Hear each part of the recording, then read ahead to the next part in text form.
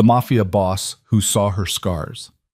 Lena Carter had spent 3 years perfecting the art of invisibility, until the night she walked into the obsidian room covered in bruises and locked eyes with the most dangerous man in the city. Adrian Voss didn't just see her injuries, he saw her. And when his voice cut through the darkness with 4 simple words, "Who did this to you?" everything changed. By morning, her tormentor would vanish. By nightfall, she'd be marked as untouchable. This is the story of a woman who learned that sometimes the most dangerous protection is also the most addictive. If you're watching from anywhere in the world, drop your city in the comments below. I want to see how far Lena's story travels. And if you love stories about women who rise from nothing to everything, hit that like button now. Let's make this story reach every corner of the globe. The Obsidian Room existed in the space between legal and lethal, a members-only club where politicians rubbed shoulders with criminals, where million-dollar deals happened over whiskey that cost more than most people's monthly rent, and where the servers knew better than to remember anything they saw or heard.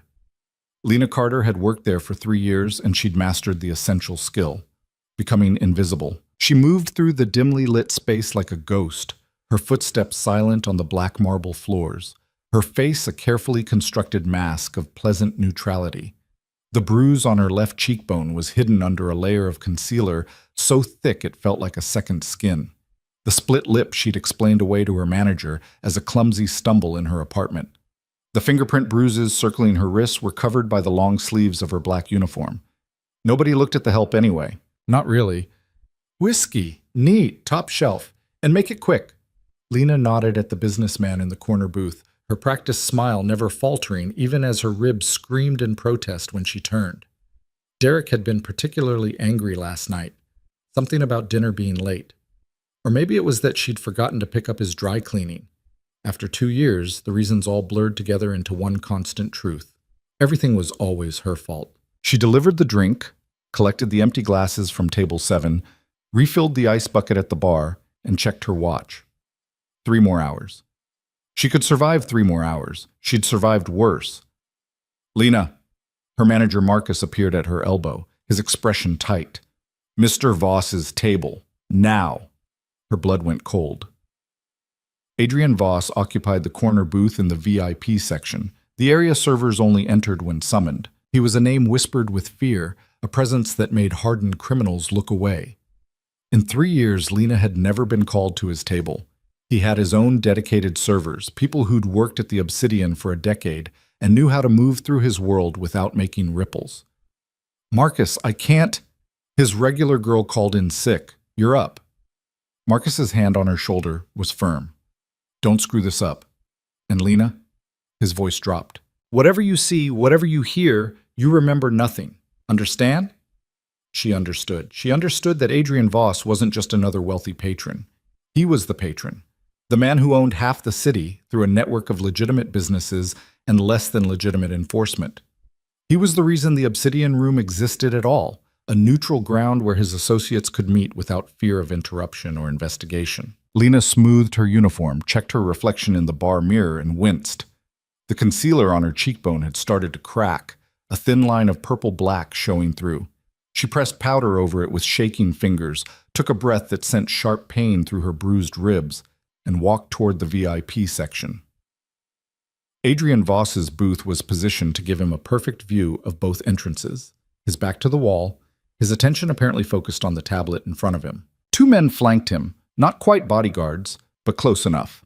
The one on the left was built like a tank, his suit stretched across shoulders that looked like they could break a man in half.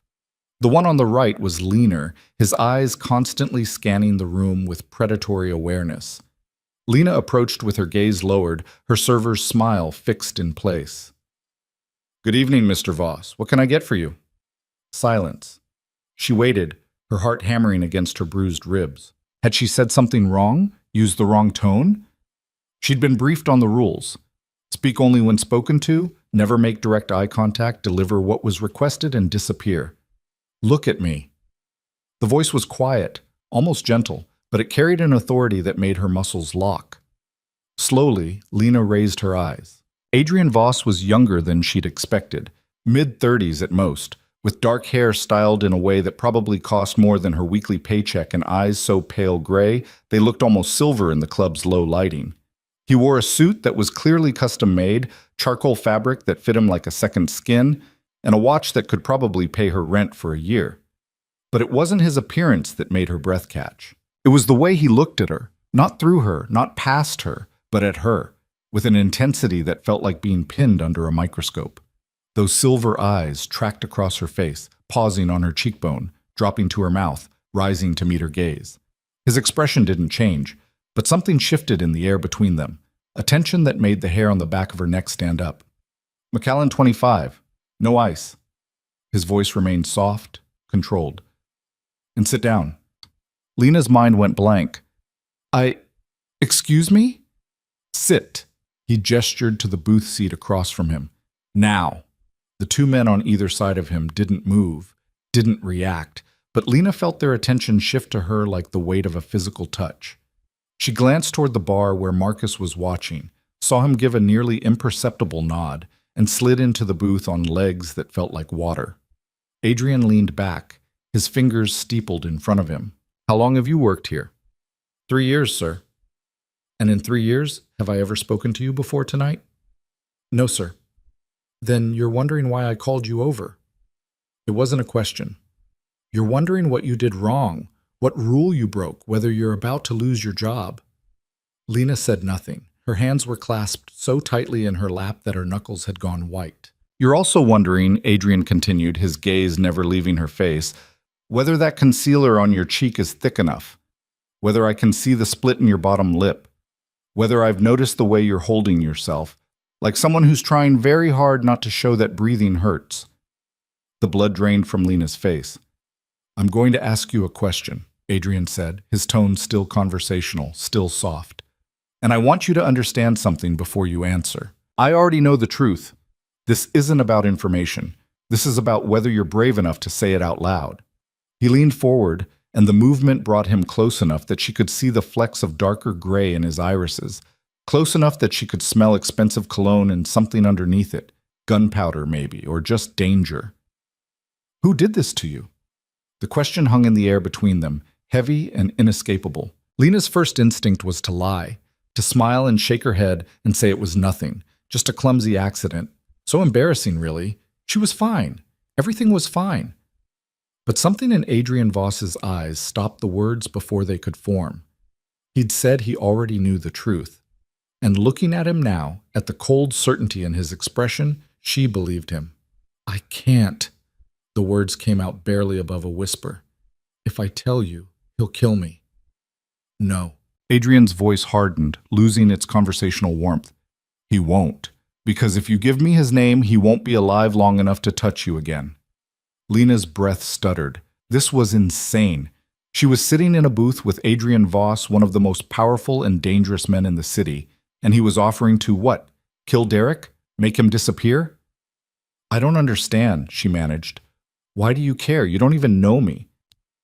Something flickered across Adrian's face, an expression too quick to read, gone before she could identify it. "I've seen you," he said quietly. "Every time I've been here over the past year, I've watched you move through this room like you're trying not to exist. I've seen you flinch when men raise their voices. I've seen you check the exits compulsively. I've seen you survive." He paused, his jaw tightening almost imperceptibly.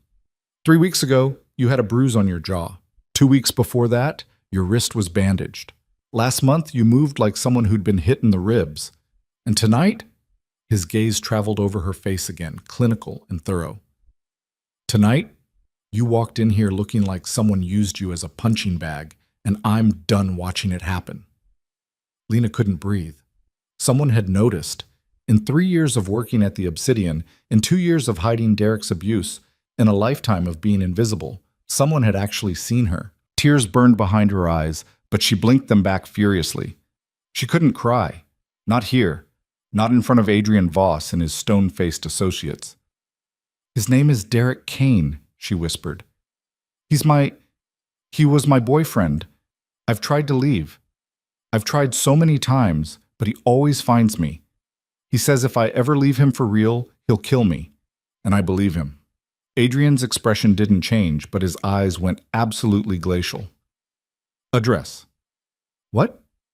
Give me his address. Where does he live? Lena's hands started shaking. We share an apartment, 2247 Morrison Street, Unit 4B. You're not going back there tonight. Adrian pulled out his phone, typed something quickly, then looked at the man on his right. Carter, arrange a hotel room, somewhere nice, put it on my account. Sir, Lena started. You're not going back there, Adrian repeated, his voice allowing no argument. Tonight, you're going to a hotel. Tomorrow, my people will move your belongings out of that apartment, whatever you want to keep. By tomorrow night, Derek Kane will no longer be a problem. The casual way he said it, like he was discussing a business transaction rather than someone's life, should have terrified her. Maybe it did terrify her. But underneath the fear was something else, something she almost didn't recognize. Hope. I don't have money for a hotel, Lena said. I can barely afford my half of the rent. I can't. You're not paying. Adrian's phone buzzed. He glanced at it, then back at her. The room is booked. Presidential suite at the Meridian. Carter will drive you. I'm working. My shift doesn't end until... Your shift ended the moment you sat down in this booth. Adrian's gaze shifted to somewhere over her shoulder, and Lena turned to see Marcus approaching with her coat and purse. Marcus understands. Don't you, Marcus? Her manager nodded quickly, his face carefully neutral. Of course, Mr. Voss. Lena, take all the time you need. Your position will be waiting when you're ready to return. Lena looked between them, her mind struggling to process what was happening. This couldn't be real. Things like this didn't happen to people like her. Men like Adrian Voss didn't notice broken waitresses. They didn't offer protection. They didn't... Why are you doing this? The question burst out of her before she could stop it. I don't understand. What do you want from me? Adrian stood buttoning his suit jacket with precise movements. What do I want? He tilted his head slightly, studying her with those unsettling silver eyes.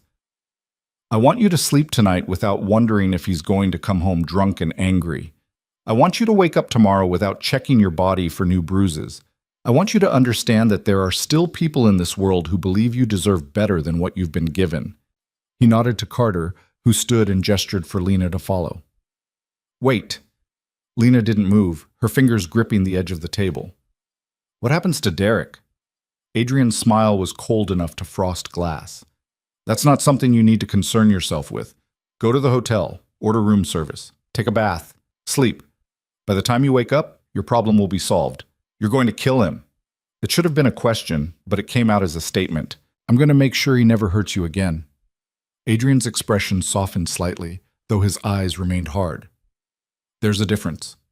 Lena wanted to argue, wanted to say that she couldn't let him do this, that she'd find another way, that she didn't want blood on her hands. But the words died in her throat. Because the truth was, she was tired. She was so desperately, bone-deep tired of being afraid, of hiding bruises, of measuring her words and her movements to avoid triggering Derek's rage. And here was Adrian Voss offering her a way out. Maybe she should have been horrified. Maybe she should have run. But all she felt was a crushing wave of relief so powerful it nearly brought her to her knees. Okay, she whispered. Okay. Adrian's expression shifted, something almost like approval flickering across his features. Good. Carter will give you his number. If you need anything, and I mean anything, you call him. Understood? Lena nodded, not trusting her voice. She let Carter guide her out of the VIP section, past the bar where her coworkers watched with wide eyes, through the main floor of the club and out into the cold night air.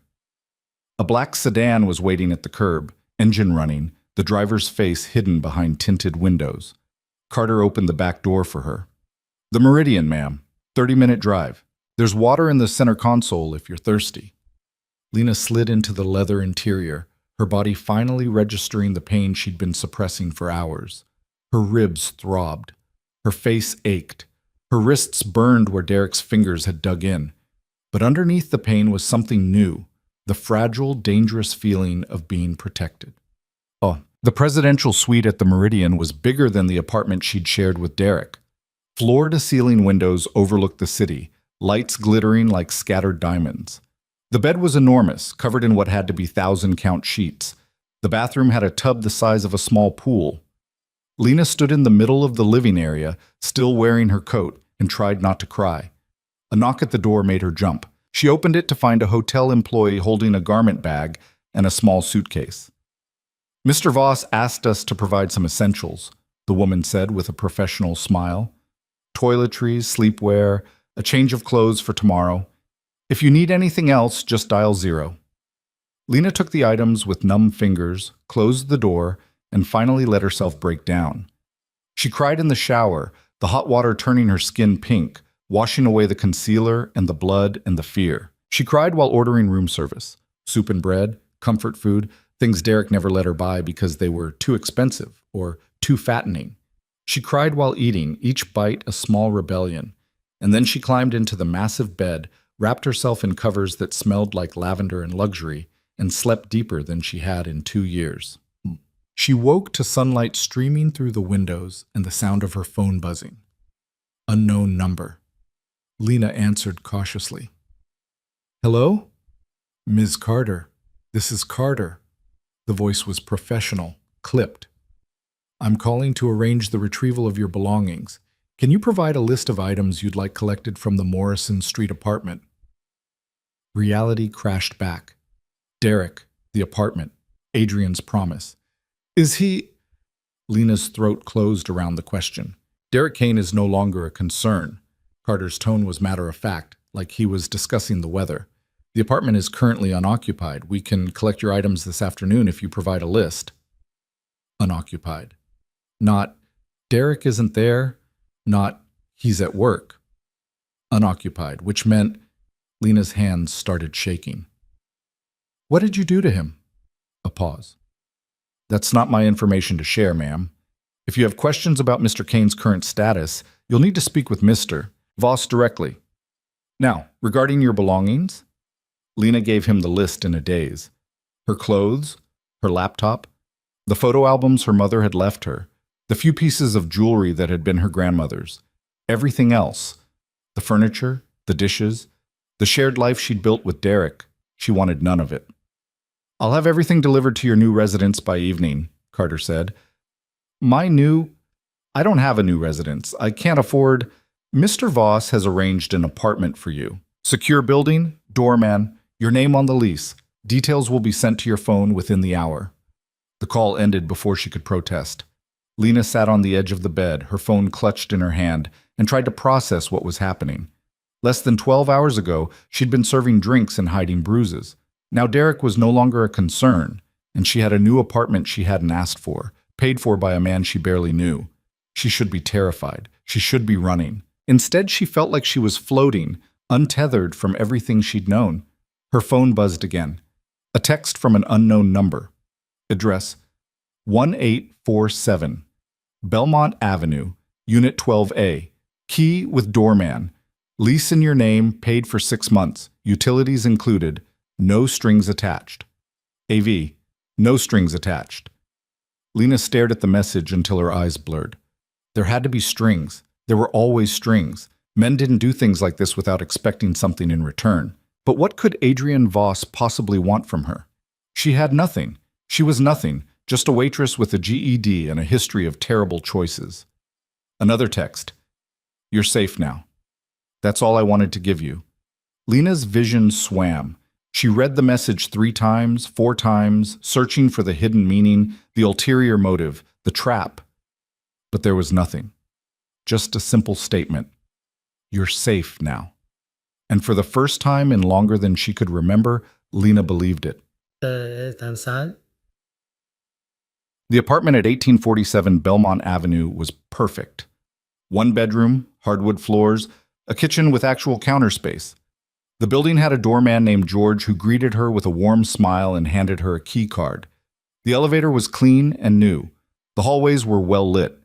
Lena stood in the empty living room and cried again, not from pain this time, but from the overwhelming impossibility of it all. Her belongings arrived at 6 p.m., delivered by 2 men who worked with quiet efficiency, setting boxes in the bedroom and her laptop on the kitchen counter.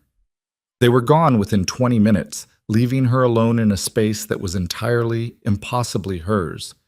She spent the evening unpacking, putting her clothes in the closet, setting her grandmother's jewelry box on the dresser, arranging her mother's photo albums on the bookshelf. Every movement felt surreal, like she was playing at being someone else, someone who lived in safe buildings with doormen, someone who didn't flinch at raised voices, someone who had been given a second chance. At 10 p.m., her phone rang. Adrian Voss. Lena stared at the screen for 3 rings before answering. Hello? Are you settled? His voice was different on the phone, warmer somehow, less formal. Yes, thank you. For everything. I don't know how to... You don't need to thank me. A pause. How are you feeling? The question caught her off guard. Not, how's the apartment, or is everything satisfactory? But how was she feeling? Confused, Lena admitted. This doesn't feel real. Any of it. It's real. Adrian's tone was firm, certain. You're safe. You have a home. You don't have to be afraid anymore. What happened to Derek?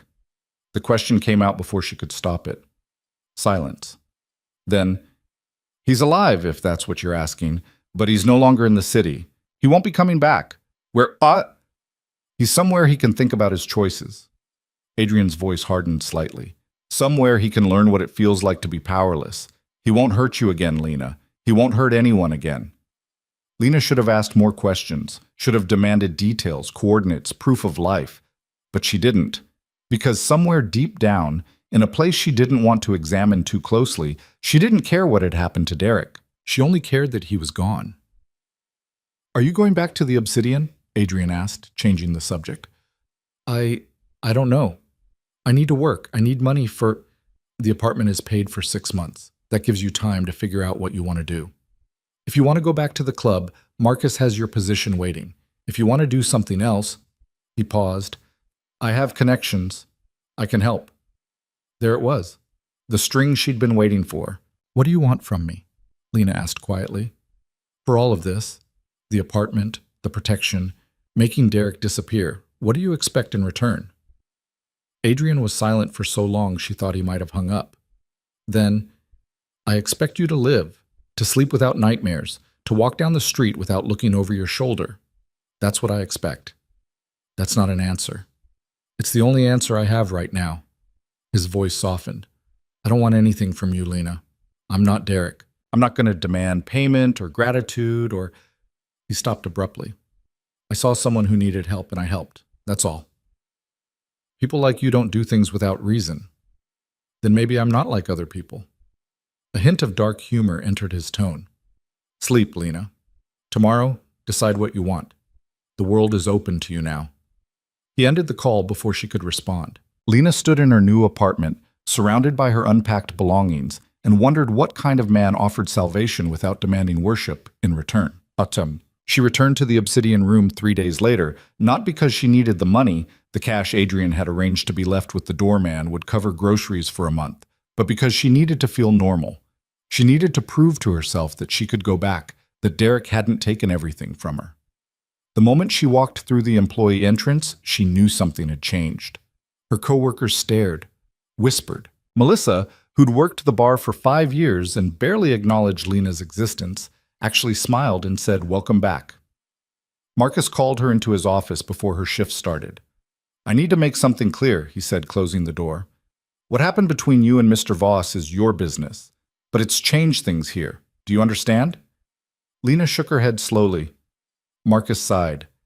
"You're protected now. Everyone knows it. The clients, the staff, even the owner. Adrian Voss doesn't extend his protection lightly, and when he does..." He met her eyes. "People respect it, which means if anyone here gives you trouble, they'll answer to him." The weight of it settled over Lena like a physical thing, protected, marked, claimed, in a way that had nothing to do with romance and everything to do with power. "I don't want special treatment," she said. "Too late." Marcus wasn't unkind, just realistic. "You're working the VIP section now. Better tips, better clients." "And Lena? If anyone, and I mean anyone, makes you uncomfortable, you tell me immediately. Understood?" She understood. She understood that Adrian Voss had rewritten the rules of her entire world. Her first shift back was surreal. Men who'd barely glanced at her before nodded respectfully when she passed. Regular clients who'd been handsy in the past kept their distance. The servers who'd once treated her like furniture now included her in their break room conversations. And in the corner booth of the VIP section, Adrian Voss sat with his tablet and his associates, his silver eyes tracking her movement across the room with an intensity that made her skin prickle. When she brought him his Macallan 25, he didn't ask her to sit, didn't speak, just took the glass, their fingers brushing briefly, and gave her a small nod. But in that moment of contact, in the warmth of his fingers against hers, Lena felt something shift. Recognition. Connection. The acknowledgement of a debt that could never be repaid, and didn't need to be. She went back to work, moving through the obsidian room with a confidence she hadn't possessed before. The bruises on her face were fading, her ribs had healed, and for the first time in her life, Lena Carter was no longer invisible. The question was, what came next? The following weeks passed in a strange, suspended rhythm that felt like living someone else's life.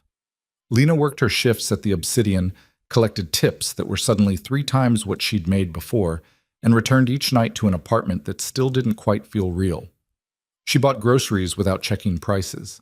She took long baths without timing herself to conserve hot water. She slept through entire nights without jolting awake at phantom sounds. But freedom, she was learning, came with its own complicated weight. Adrian continued to occupy his corner booth 3 nights a week, always with the same associates, always conducting business in low voices that never quite carried to where she stood.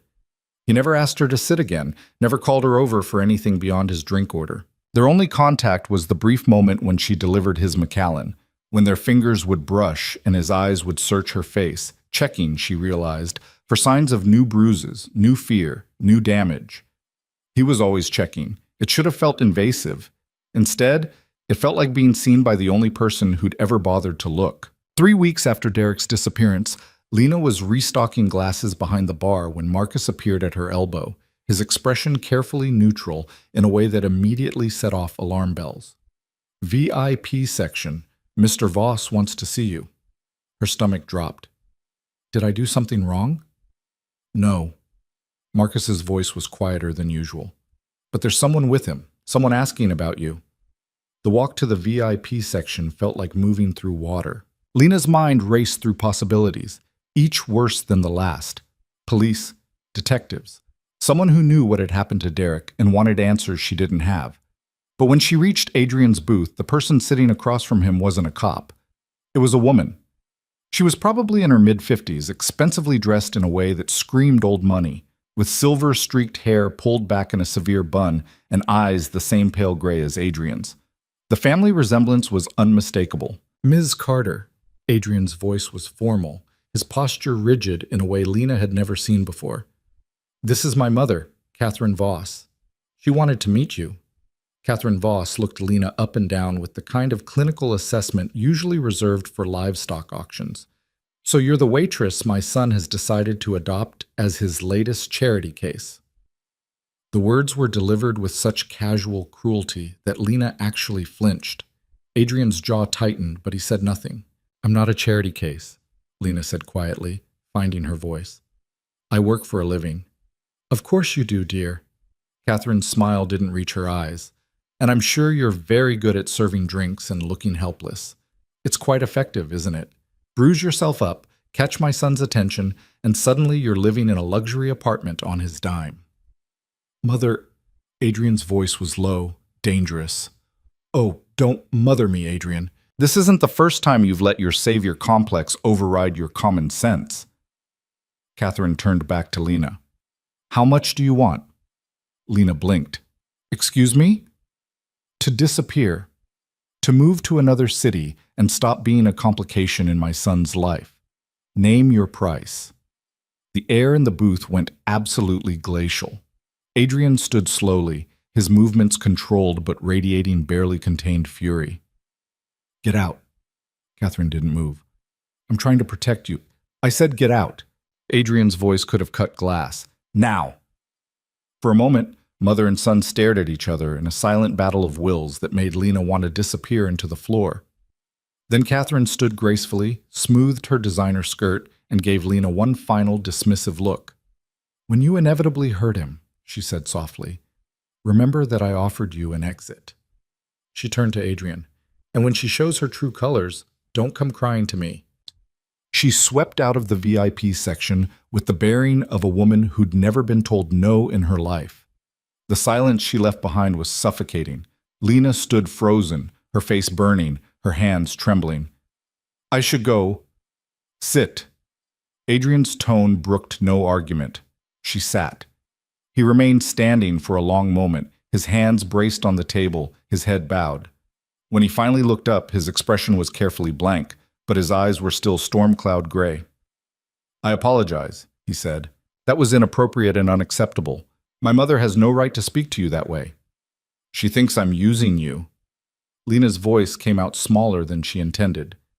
She thinks everyone is using everyone. It's how she sees the world. Adrian sat back down, his movements precise. She's wrong about you. How do you know? The question escaped before Lena could stop it. You barely know me. We've had one real conversation. For all you know, she's right. For all you know, I am just... Stop. Adrian leaned forward, his gaze locking onto hers.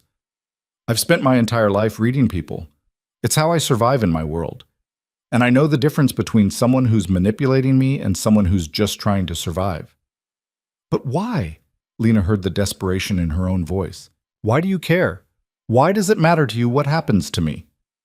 Adrian was silent for a long moment, his fingers drumming once against the table in what might have been agitation. When he spoke, his voice was quieter than she'd ever heard it. When I was 12, my father took me to one of his business meetings, a negotiation with a rival family. The details don't matter, but there was a woman there, a server like you. She was maybe 20 and she had bruises on her arms that she kept trying to hide. He paused, his jaw working. The man she worked for backhanded her in front of everyone because she spilled a drink, and my father just laughed, said she probably deserved it for being clumsy. Lena's breath caught. I watched her clean up broken glass with shaking hands, Adrian continued, his eyes distant. I watched her apologize for existing, and I watched every man in that room look right through her like she was nothing. His gaze refocused on Lena, sharp and intense. I swore that day that I would never be like them, that if I ever had power, I would use it to protect people like her, people like you. The confession hung in the air between them, raw and honest in a way that made Lena's chest ache. I'm not a damsel in distress, she said softly. I don't need saving. No, Adrian agreed. You need someone to level the playing field so you can save yourself. There's a difference. Before Lena could respond, Carter appeared at the booth, leaning down to murmur something in Adrian's ear. Whatever he said made Adrian's expression harden. Excuse me, he said to Lena, standing abruptly. There's something I need to handle. We'll talk later. He was gone before she could ask what was wrong, Carter and the other associate following in his wake like shadows. Lena sat alone in the booth for a moment, her mind reeling from everything that had just happened, before making her way back to the bar on unsteady legs. Melissa caught her arm as she passed. You okay? You look like you've seen a ghost.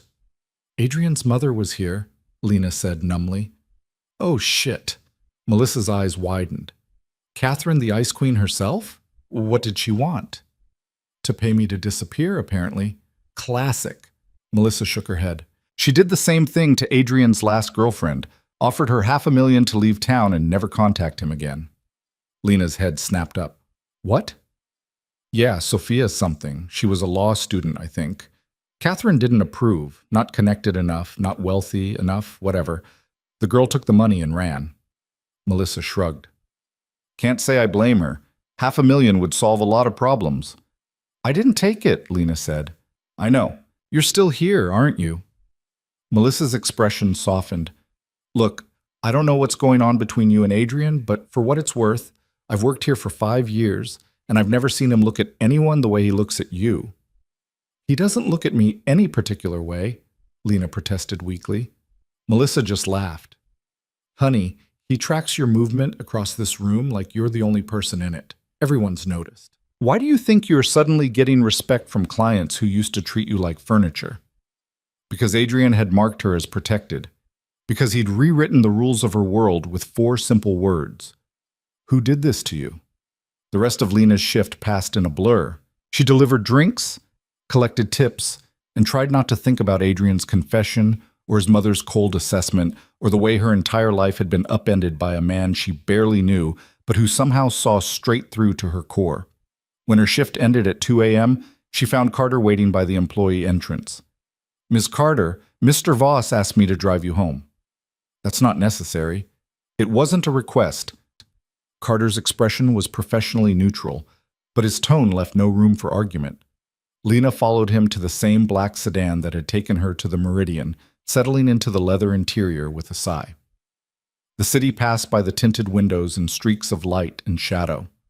They were halfway to her apartment when Carter spoke. "He doesn't let people in easily," he said, his eyes on the road.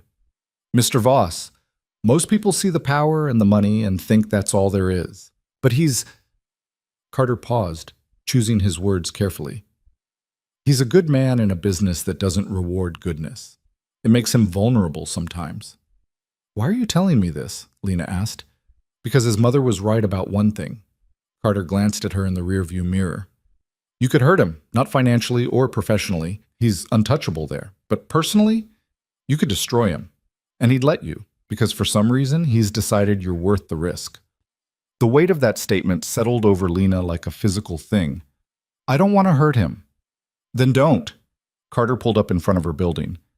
"But understand that by accepting his protection, by staying in his orbit, you've already become important to him. What you do with that is up to you." Lena climbed out of the car in a daze, nodded to George the doorman, and rode the elevator up to her floor in silence. Her apartment was dark and quiet, exactly as she'd left it. She dropped her purse on the counter, kicked off her shoes, and was about to change into pajamas when someone knocked on her door at 3 a.m. Every instinct screamed at her not to answer, but when she looked through the peephole, she saw Adrian standing in the hallway, still in his suit, looking tired in a way she'd never seen before. She opened the door. "What are you doing here?" "I need to tell you something." Adrian's voice was rough, like he'd been arguing. "And it can't wait." Lena stepped back, letting him in. He moved into her small living room, his presence somehow making the space feel even smaller, more intimate. For a long moment, he just stood there, his back to her, his shoulders tense. "Derek Kane's brother came to see me tonight," he said finally. "Marcus Kane. He wants revenge for what happened to Derek." Lena's blood went cold. "What happened to Derek?" Adrian turned to face her, and the expression on his face was harder than she'd ever seen it. "He's alive. I told you that. But let's just say he's not in any position to come after you. His brother, however, is a different story." "What did you do to him?" Lena whispered. "What I had to do." Adrian's jaw was tight. "What I would do again in a heartbeat. Derek Kane spent 2 years using you as a punching bag. He threatened to kill you if you left. He made you invisible in your own life." His voice hardened. "So I made him understand what it feels like to be powerless, to be afraid, to beg for mercy and receive none." Lena sank onto the couch, her legs giving out. "You tortured him." "I taught him a lesson." Adrian moved closer, crouching down so they were eye level. "And then I made sure he understood that if he ever came near you again, the lesson would be permanent. His brother wants retaliation. He wants to hurt me by hurting you." Fear spiked through Lena's chest, sharp and familiar. "So what happens now? Do I run? Do I hide? Do I go back to vet?" "No." Adrian's hand covered hers, warm and solid. "You don't run. You don't hide. You stay exactly where you are, and I make sure Marcus Kane understands that touching you would be the last mistake he ever makes." "You can't protect me forever," Lena said, hearing the tremor in her own voice. "Watch me." There was no arrogance in Adrian's tone, just absolute certainty. Marcus Kane is a mid-level enforcer with delusions of importance. He's not stupid enough to actually come after you. He just wants me to think he might. It's posturing, ego, and I'm going to handle it. "How?" Adrian's smile was cold. "By reminding him why people fear the Voss name."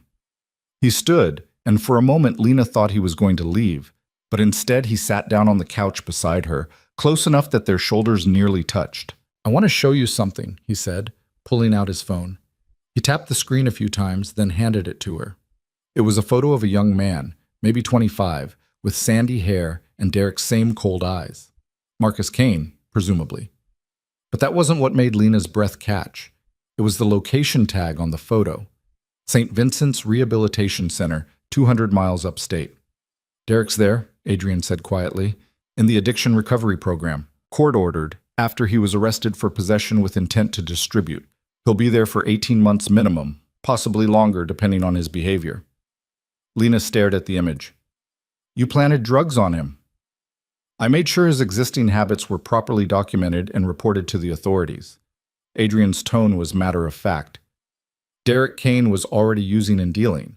I just accelerated the consequences. And while he's upstate learning to be a functioning member of society, he's also learning what happens when you put your hands on someone under my protection. Does he know? Lena asked. Does he know you're the reason he's there? He knows. Adrian's expression darkened. And he knows that if he ever says your name again, if he ever even thinks about you, the next facility he visits will be significantly less pleasant than a rehab center. Lena should have been horrified. She should have been disgusted by the casual way Adrian wielded his power, bending the law and breaking people to his will. But all she felt was a crushing sense of relief that Derek was gone, really gone, locked away somewhere he couldn't hurt her.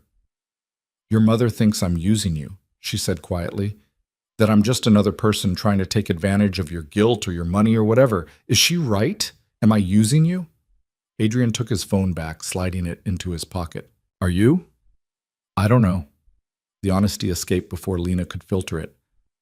I don't know how to separate gratitude from whatever this is. You saved me. You gave me an apartment and safety and a life I couldn't have built on my own. How am I supposed to know if what I feel is real or just Stockholm Syndrome with better furniture? Stockholm Syndrome requires you to be held captive, Adrian pointed out. You're free to leave any time. The apartment is in your name. I'm not stopping you from walking away. But would you let me? Lena turned to face him fully. If I said right now that I wanted nothing to do with you, that I wanted to move to another city and start over, would you actually let me go? Adrian held her gaze, and for the first time since she'd met him, she saw something uncertain flicker across his features. Yes, he said finally. If that's what you wanted, I would let you go. I'd make sure you were safe, make sure you had resources to start over, and then I'd walk away. Because what I want doesn't matter if it's not what you want. What do you want? The question came out barely above a whisper.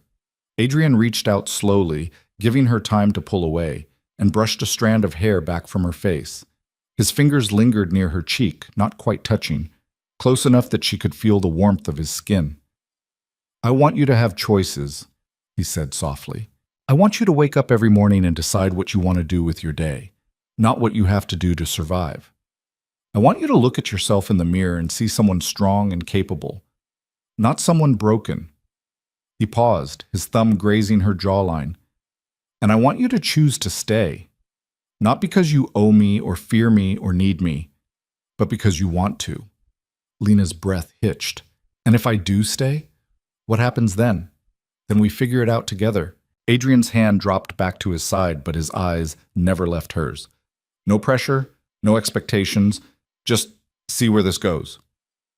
The honesty in his voice, the vulnerability beneath the carefully maintained control, made something crack open in Lena's chest. This man, this dangerous, powerful man who made people disappear and bent the city to his will, was offering her something she'd never had. A choice. I'm terrified, she admitted. Of you, of this, of everything changing so fast I can't keep up. Fear is reasonable, Adrian said. I'm not exactly a safe bet. No, Lena agreed. You're really not.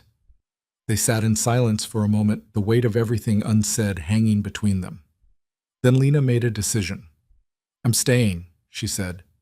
Not because I owe you or because I'm afraid of what happens if I leave, but because for the first time in my life, I want to see what happens next. And I want to see it with you. Something shifted in Adrian's expression. Relief, maybe, or hope, or something too complicated to name. Okay, he said simply. Okay, Lena echoed. Adrian stood, and this time he did move toward the door. But before he left, he turned back. Carter will be outside tonight. Just a precaution until I deal with Marcus Kane. He'll be gone by morning, and you'll never know he was there. Adrian, let me do this, he said quietly. Let me make sure you're safe. Everything else we can figure out as we go, but your safety is non-negotiable. Lena nodded, not trusting her voice. After he left, she locked the door and leaned against it, her heart pounding.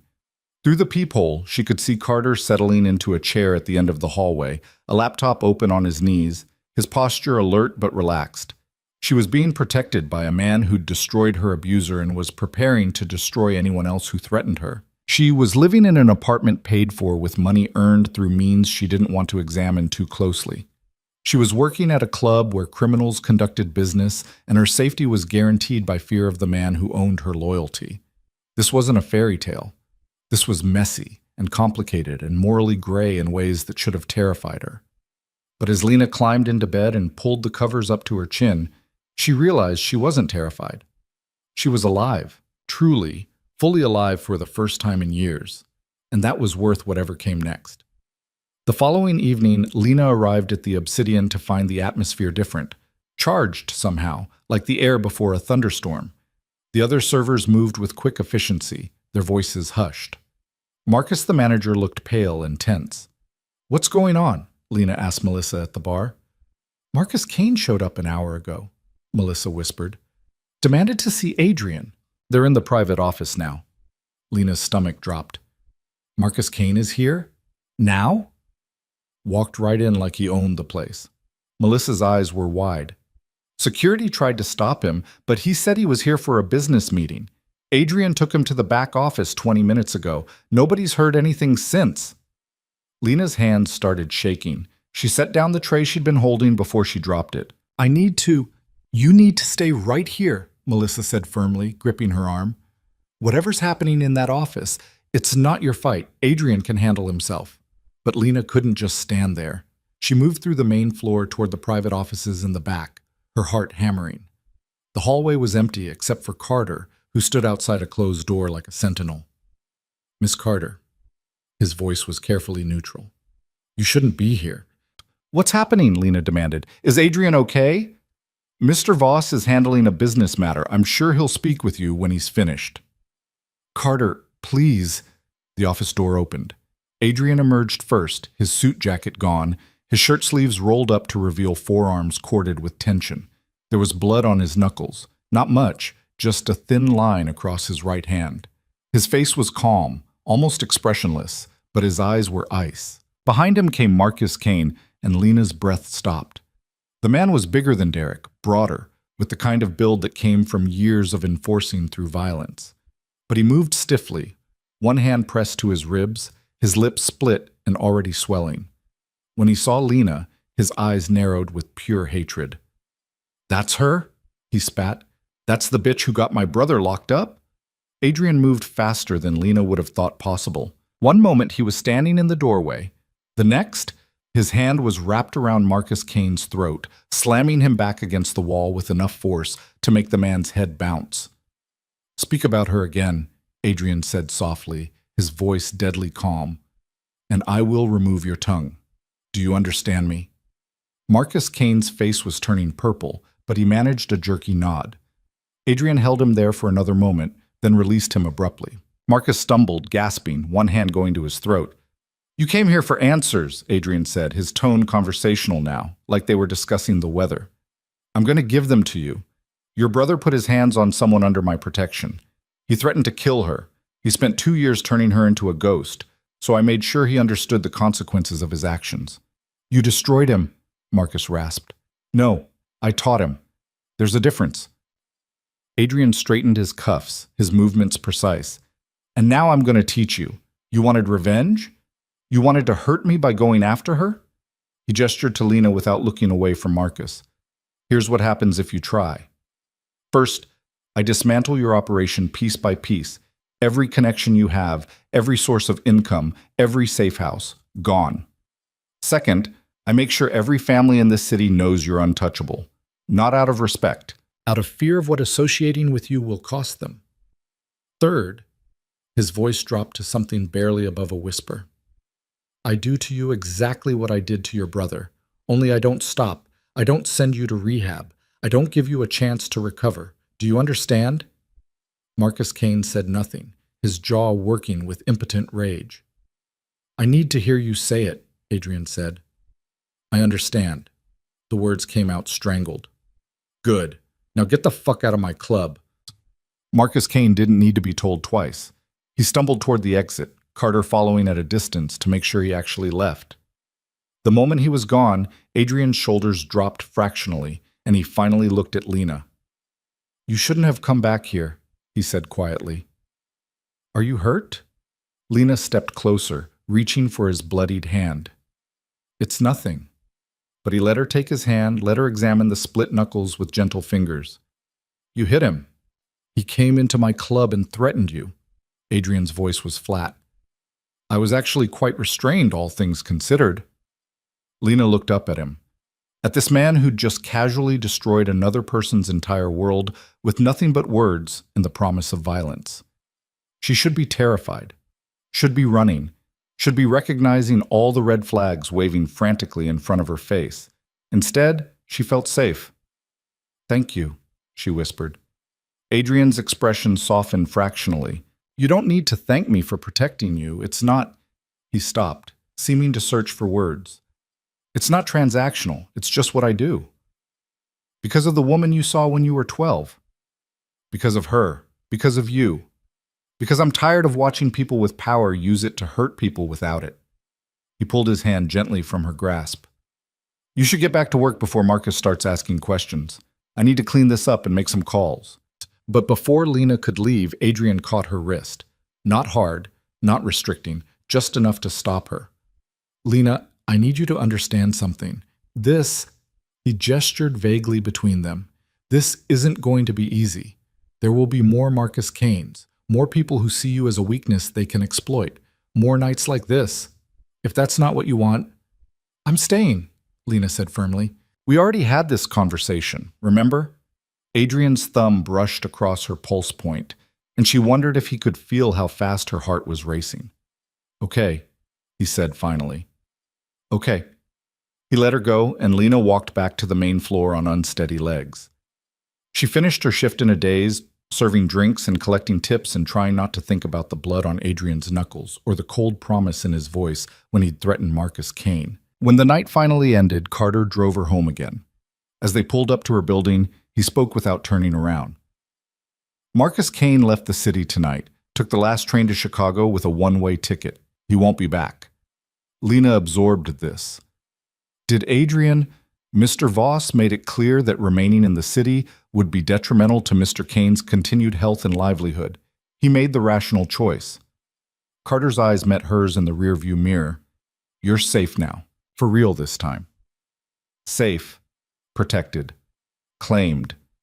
Lena climbed out of the car and rode the elevator up to her floor, unlocked her apartment, and stood in the middle of her living room trying to process everything that had happened in the past 48 hours.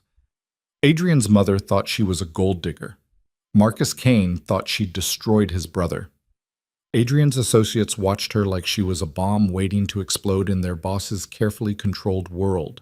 But Adrian himself looked at her like she was worth protecting, worth fighting for, worth rewriting the rules. And maybe, just maybe, she was starting to believe it too. The shift in how people treated Lena became impossible to ignore over the following month. At the Obsidian, regular clients who'd once looked straight through her now nodded respectfully when she passed their tables. The kitchen staff saved her the best cuts when she ordered the staff meal. Even the owner, a reclusive man named Vincent who rarely appeared on the floor, stopped her one evening to say that her work was exemplary and if she ever needed anything, his door was open. It was intoxicating and terrifying in equal measure. But it was the change outside the club that truly made Lena understand the scope of Adrian's influence. The landlord of her old apartment building called to say that her security deposit, which Derek had claimed didn't exist, was being returned with interest. The medical bills from the emergency room visit after Derek had broken her ribs mysteriously vanished from the collections agency. Even her old bank account, which Derek had drained before she left, suddenly showed a deposit of exactly what had been stolen, plus a formal apology from the bank manager for the administrative error. Adrian denied involvement every time she asked, but his slight smile told her everything she needed to know. They fell into a rhythm over those weeks. Adrian came to the Obsidian 3 nights a week, always taking his corner booth, always ordering the same drink. Sometimes they'd talk when she brought his Macallan, brief conversations about books she was reading or restaurants she wanted to try or the progress she was making in the online business courses she'd started taking. Other times, he'd simply watch her work, his silver eyes tracking her movement across the room with an intensity that made her hyper-aware of every gesture, every step. On the nights he wasn't at the club, he'd text her. Simple messages, nothing invasive. Did you eat today? Or, the bookstore on 5th has the novel you mentioned in stock, or sometimes just sleep well. The text came at odd hours. 2 in the morning, dawn, mid-afternoon, like he thought of her at random moments and couldn't help reaching out. Lena found herself looking forward to those messages more than she wanted to admit. 6 weeks after Marcus Kane fled the city, Adrian invited her to dinner. Not at the Obsidian, not in some neutral territory, but at his penthouse apartment overlooking the city. The invitation came via text at 10 in the morning on her day off. Dinner tonight? My place. 8 p.m. Carter will pick you up at 7:45. Lena stared at her phone for a full minute before responding. Is this a date? The reply came quickly. Do you want it to be? Her fingers hovered over the keyboard. This was it. The moment where she either stepped fully into whatever was building between them or maintained the careful distance she'd been clinging to. The moment where she acknowledged that what she felt for Adrian Voss had nothing to do with gratitude and everything to do with the way her heart raced when he looked at her. Yes, she typed, and hit send before she could second-guess herself. Adrian's response was a single word, good. Lena spent the rest of the day in a state of controlled panic. She tried on every piece of clothing she owned twice, finally settling on a simple black dress that was elegant without trying too hard. She did her makeup 3 times. She paced her apartment until George the doorman called up to ask if everything was okay because he could hear her footsteps through the ceiling. When Carter arrived at exactly 7:45, Lena was ready, but nowhere near calm. The drive across the city took 30 minutes, winding through increasingly upscale neighborhoods until they reached a gleaming high-rise that looked like it cost more than some small countries. Carter pulled into an underground garage, parked in a spot marked VOSS, and led Lena to a private elevator that required a key card to operate. Top floor, he said, handing her the card. Mr. Voss is expecting you. The elevator rose in smooth silence, and Lana watched the floor numbers climb with mounting anxiety. What was she doing? This was Adrian Voss, a man who made people disappear, who owned half the city, who destroyed her abuser without breaking a sweat. And she was going to his home for dinner like this was normal, like they were normal. The elevator doors opened directly into Adrian's penthouse, and Lena's breath caught. The space was stunning, floor-to-ceiling windows offering a panoramic view of the city lights, modern furniture in shades of gray and black, original artwork on the walls that probably cost more than her car. But what struck her most was how lived in it felt. Books were stacked on the coffee table. A laptop sat open on the kitchen island. A jacket was draped over the back of a chair. This wasn't a showpiece. This was a home. You're early, Adrian said, emerging from what looked like the kitchen. He'd changed from his usual suit into dark slacks and a charcoal sweater that made his eyes look even more silver. His feet were bare. Something about seeing Adrian Voss barefoot made Lena's chest tighten. Carter's very punctual, she managed. He is. Adrian moved closer, and Lena caught the scent of garlic and herbs. I hope you like Italian. I'm not much of a cook, but I can manage pasta. You're cooking? The surprise must have shown on her face because Adrian smiled, a real smile, not the cold, controlled expression he wore at the club. I do occasionally feed myself, he said. Come on, you can keep me company while I finish. The kitchen was all marble and stainless steel, with pots simmering on the stove and fresh pasta laid out on a cutting board. Adrian moved through the space with easy competence, and Lena found herself mesmerized by the simple domesticity of it. This was Adrian Voss making carbonara, tasting the sauce from a wooden spoon, swearing softly when he splashed water on his sweater. Wine? he asked, gesturing to an open bottle of red on the counter. Please. He poured 2 glasses, handed her one, and went back to stirring the pasta. For a moment they existed in comfortable silence, the only sounds the bubbling of water and the clink of utensils against cookware. This is strange, Lena said finally. Adrian glanced at her. Strange how?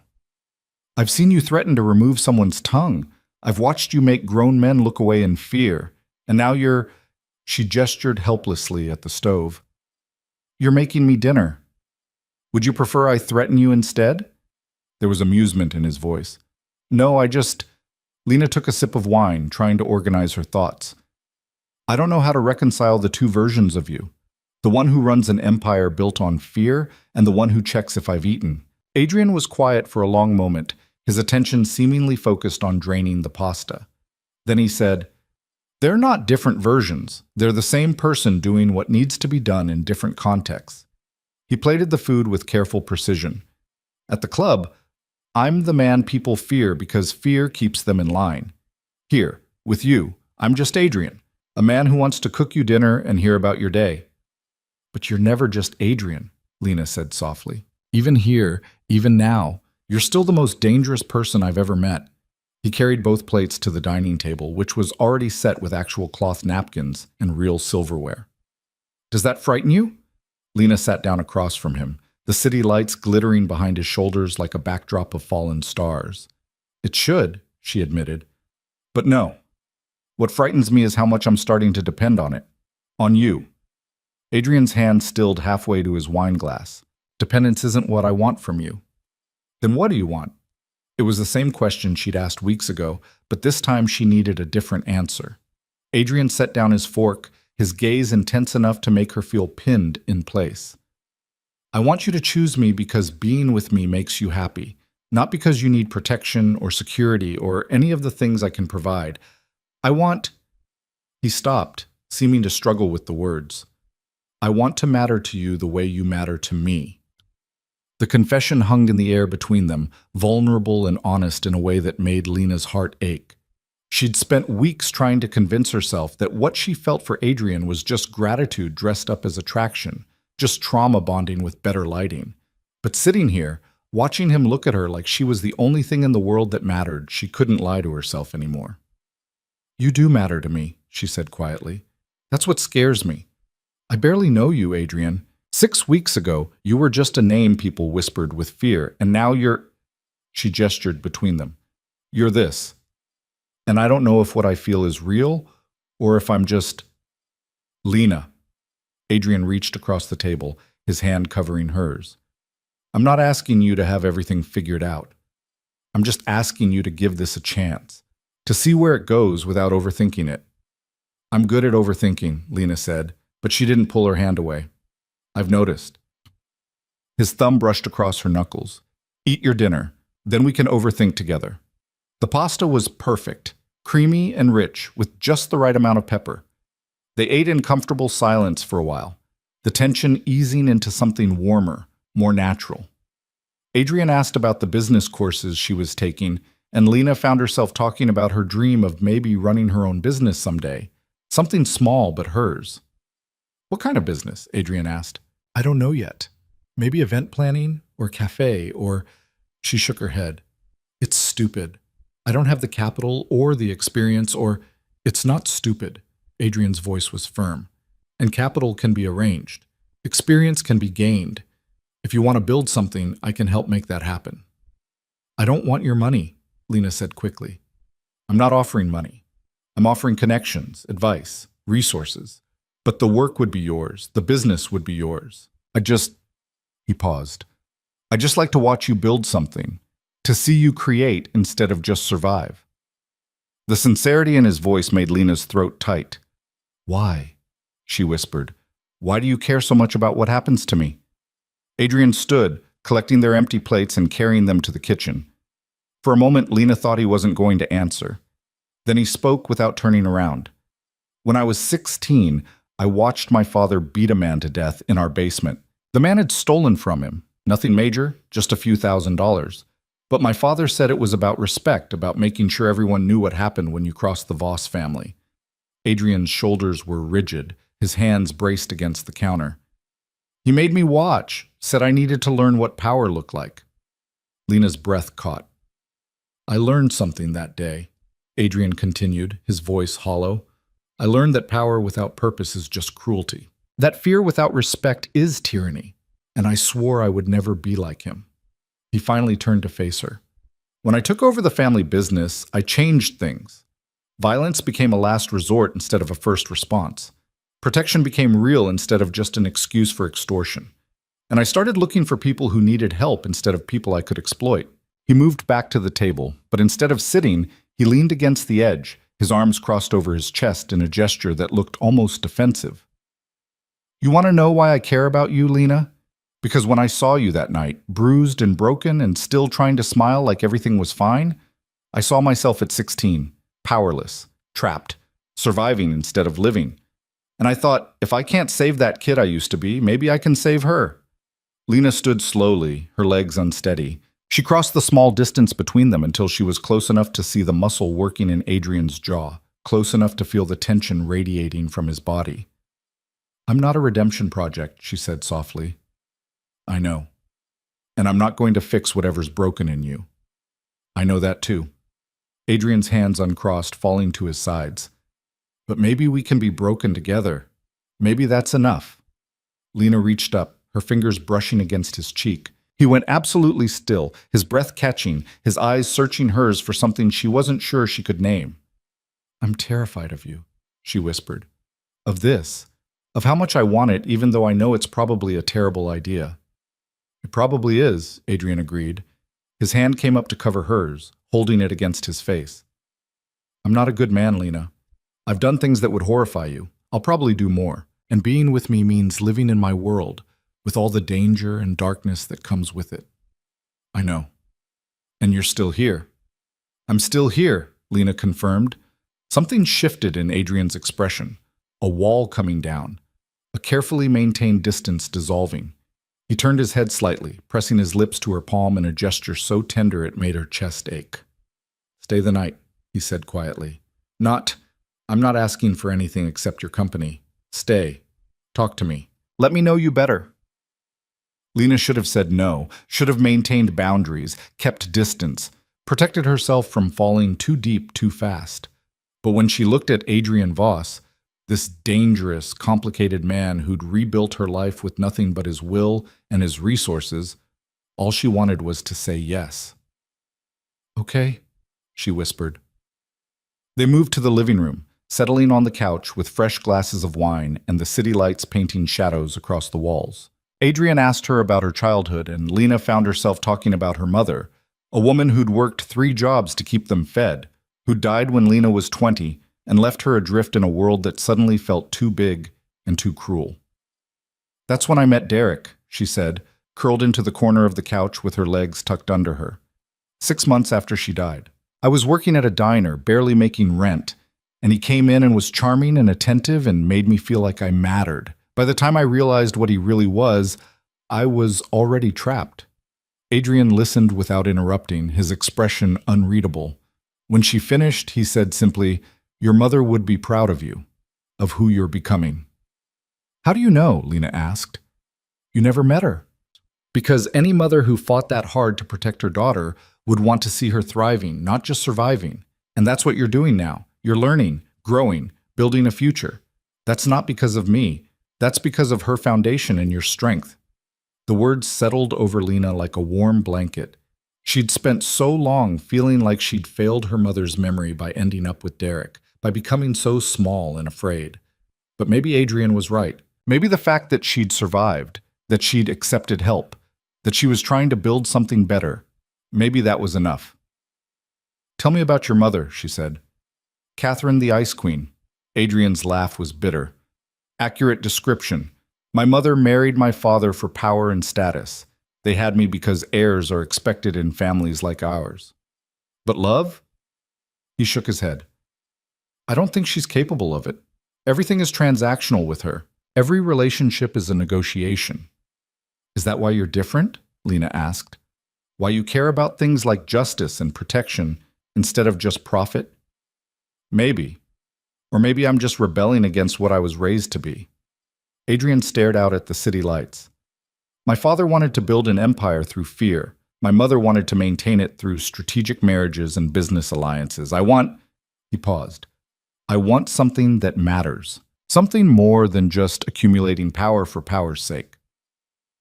What does matter to you? Lena shifted closer, drawn by the vulnerability in his voice. Adrian turned to look at her, and the intensity in his silver eyes made her breath catch. Right now? You matter. This matters.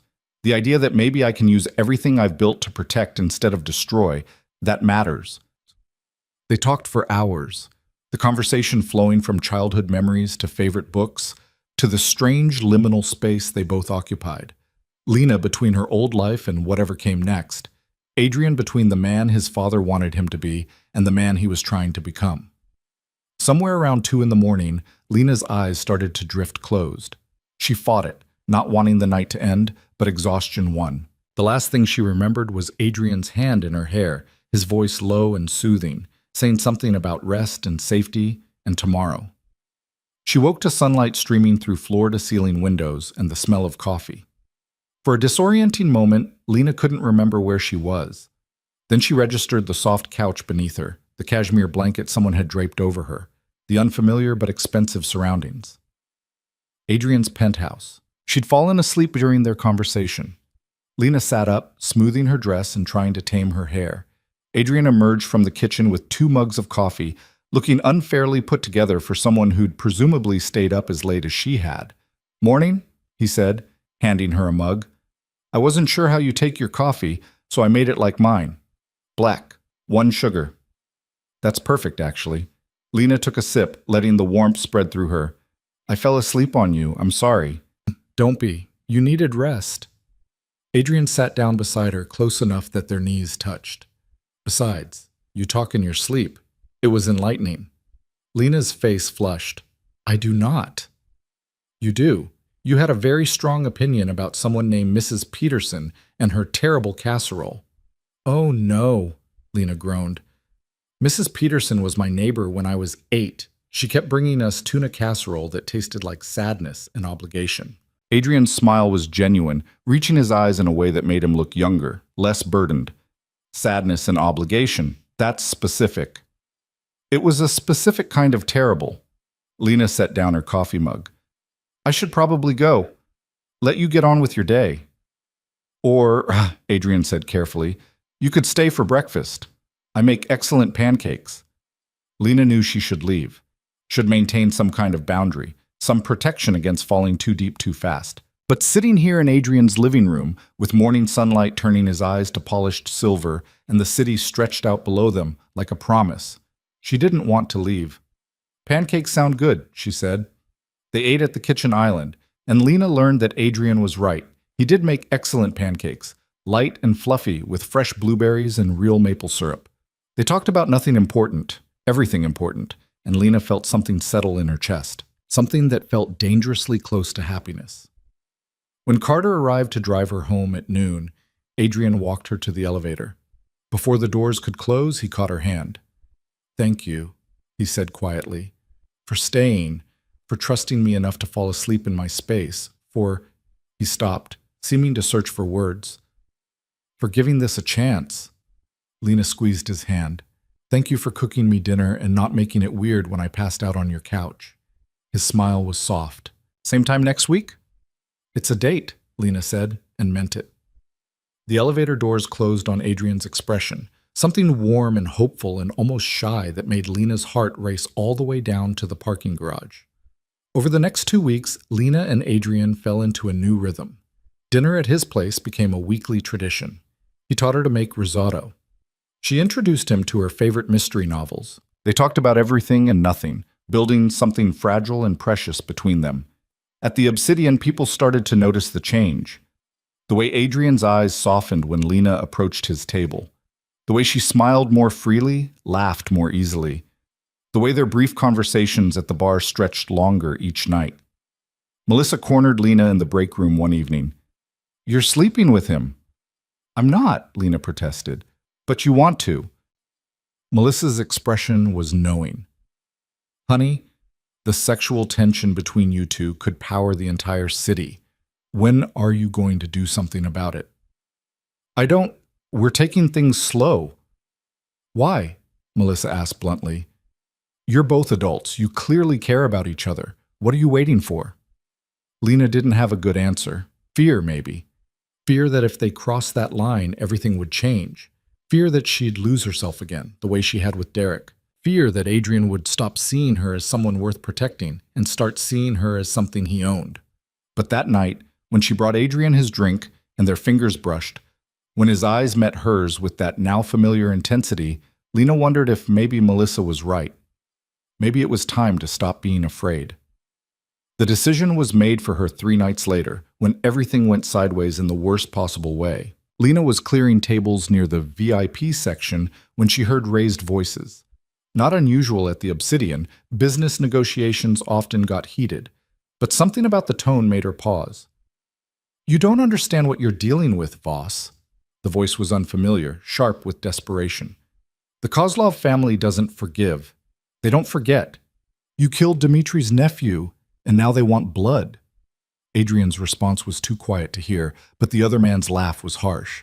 You think your reputation will protect you? You think anyone gives a damn about your moral code when there's a price on your head? Dmitri is offering $5 million to whoever brings him proof of your death. $5 million, Voss.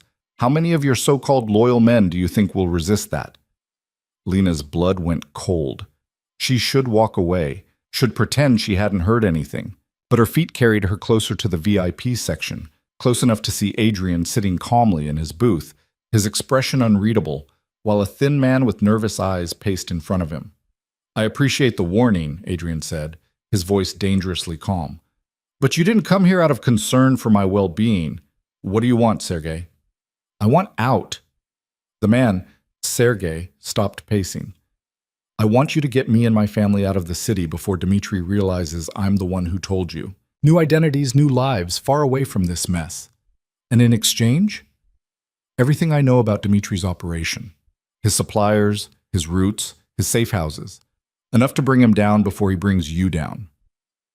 Lena watched Adrian consider this, his fingers steepled in front of him in that gesture she'd come to recognize as deep thought. Finally, he nodded. Carter will arrange everything. You'll be gone by morning. Sergei sagged with relief. Thank you. I know we're not friends, but we're not, Adrian agreed. But I don't let innocent people suffer if I can prevent it. Your family will be safe. Sergei left quickly, and Lena should have done the same. Should have returned to her tables and pretended she'd heard nothing. But Adrian's eyes found hers across the room, and she knew he'd known she was there the entire time. He gestured for her to approach. Lena's hands were shaking as she crossed to his booth. Is it true? Someone wants you dead? Several people want me dead, Adrian said calmly. It comes with the territory, but yes, Dmitri Kozlov is more serious than most. Because you killed his nephew. Because his nephew was trafficking children, and I made sure he couldn't anymore. Adrian's voice was flat, emotionless. I knew there would be consequences. I accepted them. Lena slid into the booth across from him. Propriety be damned. What happens now? Now I deal with it. How? Adrian's smile was cold. By reminding Dmitri Kozlov why people fear the Voss name. The fear that had been absent from Lena's life for weeks came roaring back, but this time it wore a different face. She wasn't afraid for herself. She was terrified for Adrian. You can't just... Lena's voice caught. Adrian, there's a $5 million bounty on your head. You need to leave the city. Go somewhere safe until this blows over. Adrian's expression didn't change. I don't run, Lena, and this won't blow over. Dmitri won't stop until one of us is dead. The only question is which one. So you're going to what? Start a war? Her hands gripped the edge of the table hard enough to hurt. Get yourself killed over pride? Not pride. Principle. Adrian leaned forward, his voice dropping to something almost gentle. If I run now, every family in this city will see it as weakness. They'll move on my territory, my businesses, my people. More importantly, they'll move on you. Lena's breath stuttered. Me? You think Dmitri doesn't know about you? You think he hasn't noticed that Adrian Voss, the man who never gets attached, who keeps everyone at arm's length, suddenly has someone he cares about? Adrian's jaw tightened. The moment I show weakness, you become a target. The easiest way to hurt me is through you. The weight of that reality crashed over Lena like a physical blow. She'd known, abstractly, that being close to Adrian came with danger. But hearing him say it out loud, hearing the fear underneath his controlled exterior, made it viscerally real. Then I'll leave, she said quickly. I'll go somewhere he can't find me. You said you'd help me disappear if I wanted to. No. The word was absolute, final. Running won't protect you. Dmitri has resources across the country, connections in places you'd never think to hide. The only way to keep you safe is to end this threat completely. By killing him. Adrian didn't flinch from the accusation in her voice. If necessary. Lena stood abruptly, the booth suddenly feeling too small, too suffocating. I need air. She walked quickly toward the employee exit, her vision blurring with tears she refused to let fall. This was what she'd signed up for, wasn't it? She'd known what Adrian was, what his world looked like. But knowing it intellectually, and facing the reality of violence and death and bounties, were two completely different things. The alley behind the obsidian was cold and dark, the kind of place Lena would never have stood alone 2 months ago. But now, with Carter materializing silently from the shadows to stand watch, she felt safer here than she had in the brightly lit club. Ms. Carter, Carter's voice was even, professional. Are you all right? Does it ever get easier? Lena asked, wrapping her arms around herself. Living with the constant threat? Knowing that any day could be the day someone decides Adrian is worth $5 million? Carter was quiet for a moment. No, he said finally. But you learn to trust that Mr. Voss knows what he's doing. He's survived this long for a reason. What reason? Because he's smarter than people give him credit for. Because he plans 3 moves ahead of everyone else. Because when he makes a move, it's decisive and final. Carter's silhouette shifted in the darkness. And because now he has something worth staying alive for. Lena turned to look at him. What do you mean? I've worked for Mr. Voss for 8 years. I've watched him build an empire, consolidate power, eliminate threats. But I've never seen him careful before. Never seen him hesitate, consider consequences beyond the immediate tactical advantage. Carter's voice softened slightly. Until you. Now he triple-checks security. Now he worries. Now he has something to lose. The door behind them opened, and Adrian emerged into the alley. He didn't speak, just looked at Carter with a slight nod. Carter melted back into the shadows, leaving them alone. I'm sorry, Adrian said quietly. I shouldn't have been so blunt. I forget sometimes that not everyone is comfortable discussing death over drinks. I'm not some delicate flower, Lena said, but her voice shook. I can't lose you. Not when I'm just starting to. She stopped, the words catching in her throat. Adrian closed the distance between them slowly, giving her time to pull away. When she didn't, he cupped her face in his hands, his thumbs brushing away tears she hadn't realized were falling. You're not going to lose me, he said, and the certainty in his voice almost made her believe it. I promise you, Lena. I've survived worse than Dmitri Kozlov, and I'll survive this too. You can't promise that. Watch me. Adrian pressed his forehead to hers, and Lena could feel his breath warm against her skin. I have too much to live for now. I'm not going anywhere. Lena's hands came up to grip his wrists, holding him there, holding on to this moment of quiet in the middle of chaos. What happens now? Now I make arrangements. Sergei's information will help, but I need to move carefully. Dmitri has allies, people who owe him favors. If I move too fast, I'll start a war I can't control. Adrian pulled back just enough to meet her eyes. But if I move too slow, he'll strike first. It's a delicate balance. How long? A week. Maybe less. His expression hardened. In the meantime, you're not leaving my sight. You'll stay at my place where security is better. Carter and his team will be with you whenever I can't be. I know it's invasive. I know it's... Okay, Lena interrupted. Adrian blinked. Okay? I trust you. The words felt like surrender and strength in equal measure. If you say staying close is safer, then I'll stay close. Just promise me you'll be careful too. Something shifted in Adrian's expression, a wall crumbling behind his eyes. He kissed her forehead, a gesture so tender it made Lena's chest ache, and then stepped back. Come on, let's get you out of here. The next 3 days passed in a strange suspension of reality. Lena moved into Adrian's penthouse with a duffel bag of essentials and the understanding that her life had fundamentally changed. She called Marcus at the Obsidian to say she needed time off for a family emergency. She ignored her phone except for the texts from Adrian and Carter updating her on their movements, and she learned what it meant to live in Adrian's world. The penthouse had security she hadn't noticed before, cameras covering every angle of approach, reinforced windows, a panic room hidden behind the master bedroom closet. Carter and 3 other men rotated shifts, always present, but never intrusive, moving through the space like well-trained ghosts. Adrian came home at odd hours, always looking exhausted, always carrying the weight of decisions Lena could only imagine. Sometimes he'd find her reading on the couch and just sit beside her in silence, his hand finding hers like an anchor. Other times he'd disappear into his office for hours, and she'd hear the low murmur of phone calls in languages she didn't understand.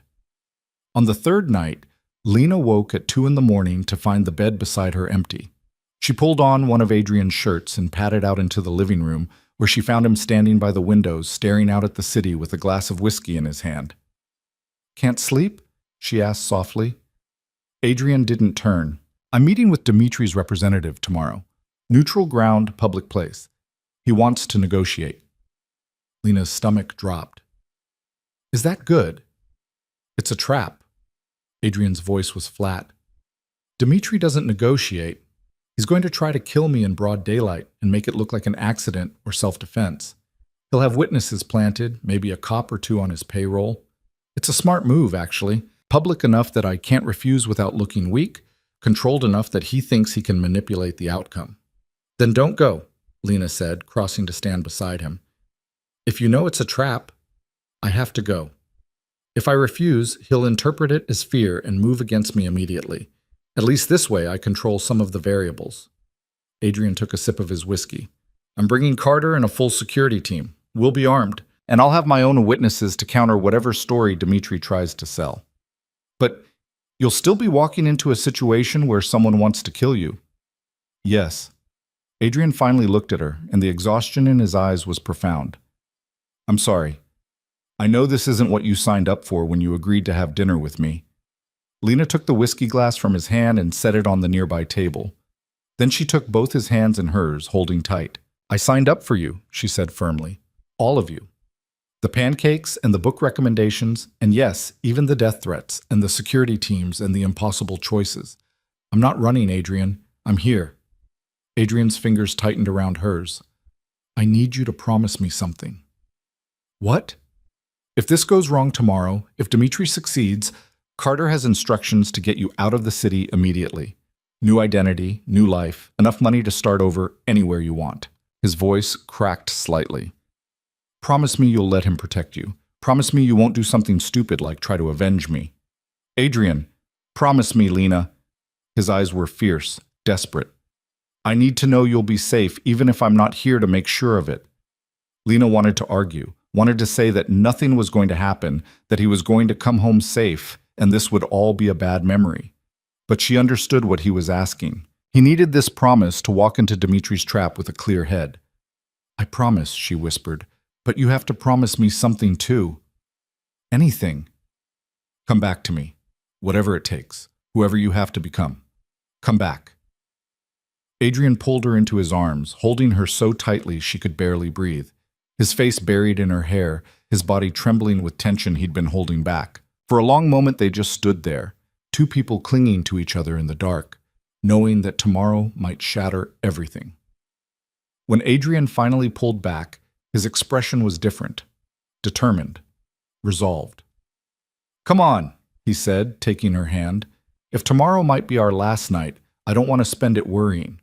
He led her back to the bedroom, and this time when they lay down, he pulled her close, her back to his chest, his arm around her waist. Lena felt his heartbeat against her spine, steady and strong, and tried to memorize the feeling of safety in his embrace.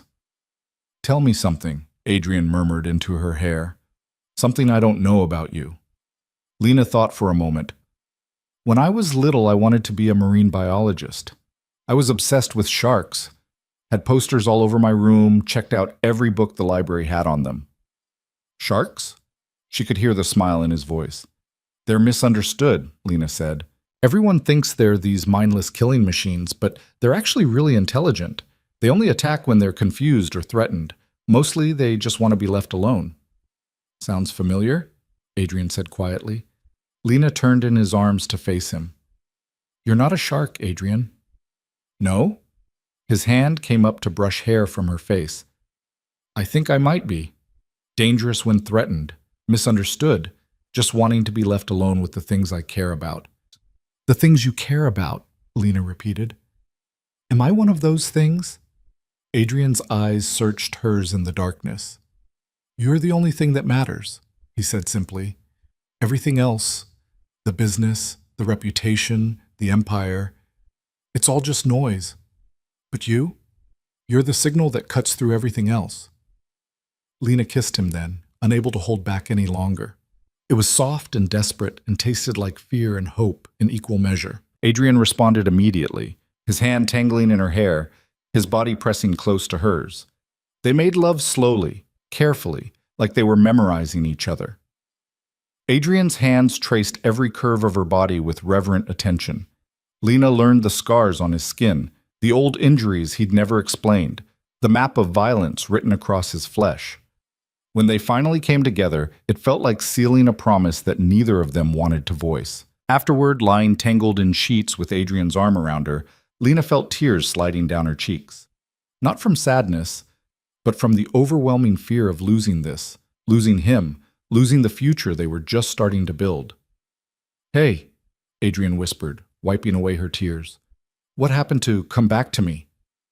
I'm scared, Lena admitted. Me too. The confession was barely audible. But I'm also more motivated than I've ever been to survive. Because this, he gestured between them, this is worth fighting for. They fell asleep wrapped around each other, and when Lena woke at dawn, Adrian was already up, getting dressed in one of his perfectly tailored suits. He moved with quiet efficiency, checking his phone, speaking in low tones with Carter, who'd appeared in the doorway. Lena watched him transform from the vulnerable man who'd held her last night into Adrian Voss, the man who commanded an empire, who made people disappear, who was about to walk into a trap with his eyes wide open. Be safe, she said when he came to kiss her goodbye. Always, he promised, and then he was gone. The next 6 hours were the longest of Lena's life. She tried to read but couldn't focus, tried to eat but had no appetite, tried to distract herself with mindless television, but every scene of violence made her heart race. Carter's replacement, a quiet man named Torres, stood sentinel by the door, his presence both reassuring and terrifying. At 2 in the afternoon, her phone rang. Unknown number. Hello? Lena's voice shook. Ms. Carter, this is Detective Sarah Chen with the City Police Department. I'm calling regarding Adrian Voss. There's been an incident. The world tilted sideways. Lena gripped the phone hard enough to hurt, her vision tunneling. Is he? He's alive. But there was an altercation at the meeting. Shots were fired. Mr. Voss is at City General Hospital. He's asking for you. Lena was moving before the detective finished speaking, grabbing her coat, her shoes, her keys. Torres tried to stop her. Ms. Carter, I need to verify. He's at the hospital, Lena said, her voice rising with barely controlled panic. I need to get to him now. Torres made a quick call, his expression grim, then nodded. I'll drive you, but we're taking precautions. This could be part of Dimitri's play. The drive to City General felt like it took years. Torres drove quickly but carefully, constantly checking mirrors, taking random turns that didn't make sense. When they finally pulled up to the emergency entrance, Lena was out of the car before it fully stopped. She ran through the automatic doors, up to the reception desk, her words tumbling over each other. Adrian Voss, he was brought in. There was a shooting. I need to see him. Lena. She spun around. Adrian stood in the hallway, very much alive, with a bandage on his left shoulder and blood on his shirt, but otherwise appearing unharmed.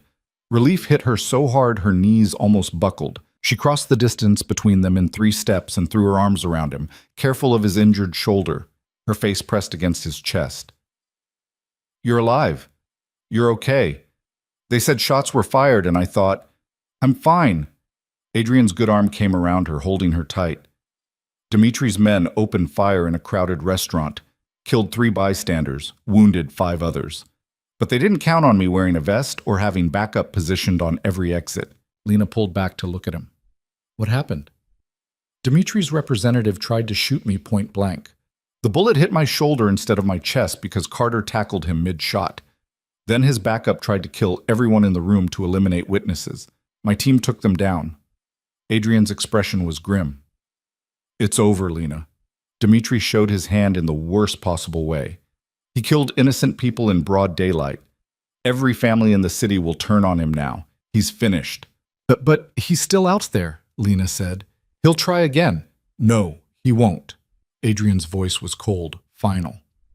Because while his men were trying to kill me, my people were raiding every one of his operations.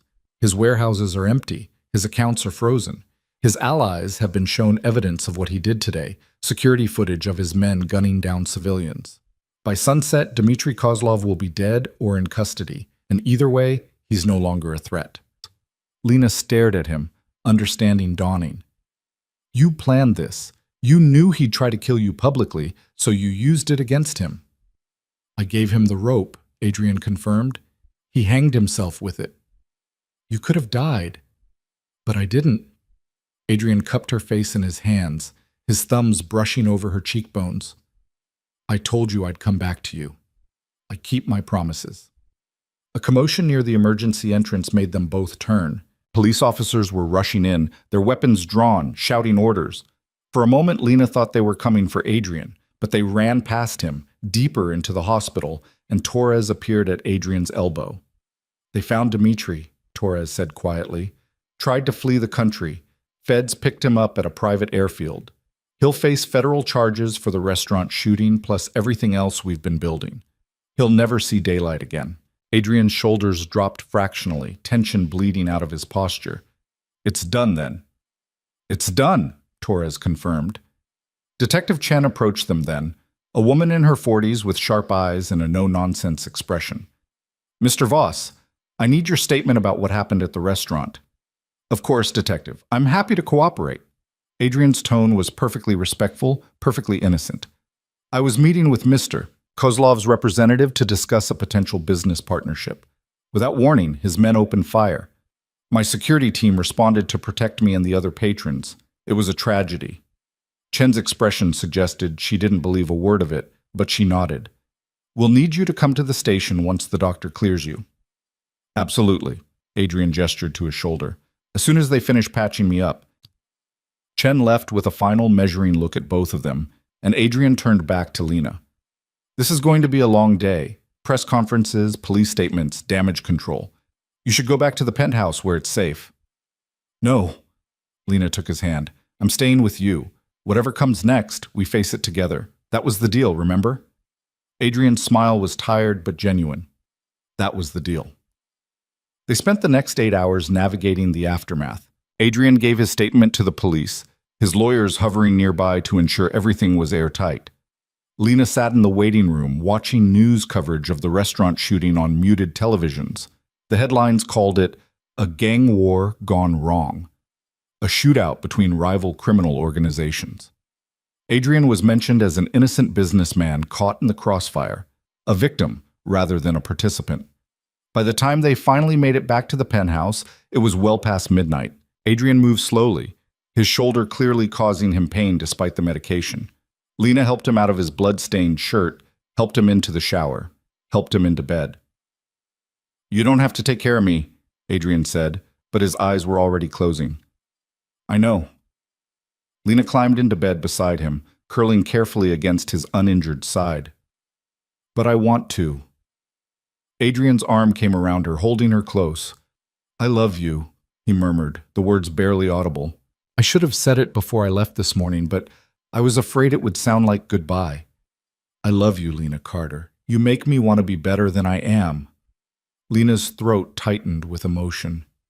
I love you too, she whispered back. Even when you scare me, even when your world is dangerous and complicated, I love you.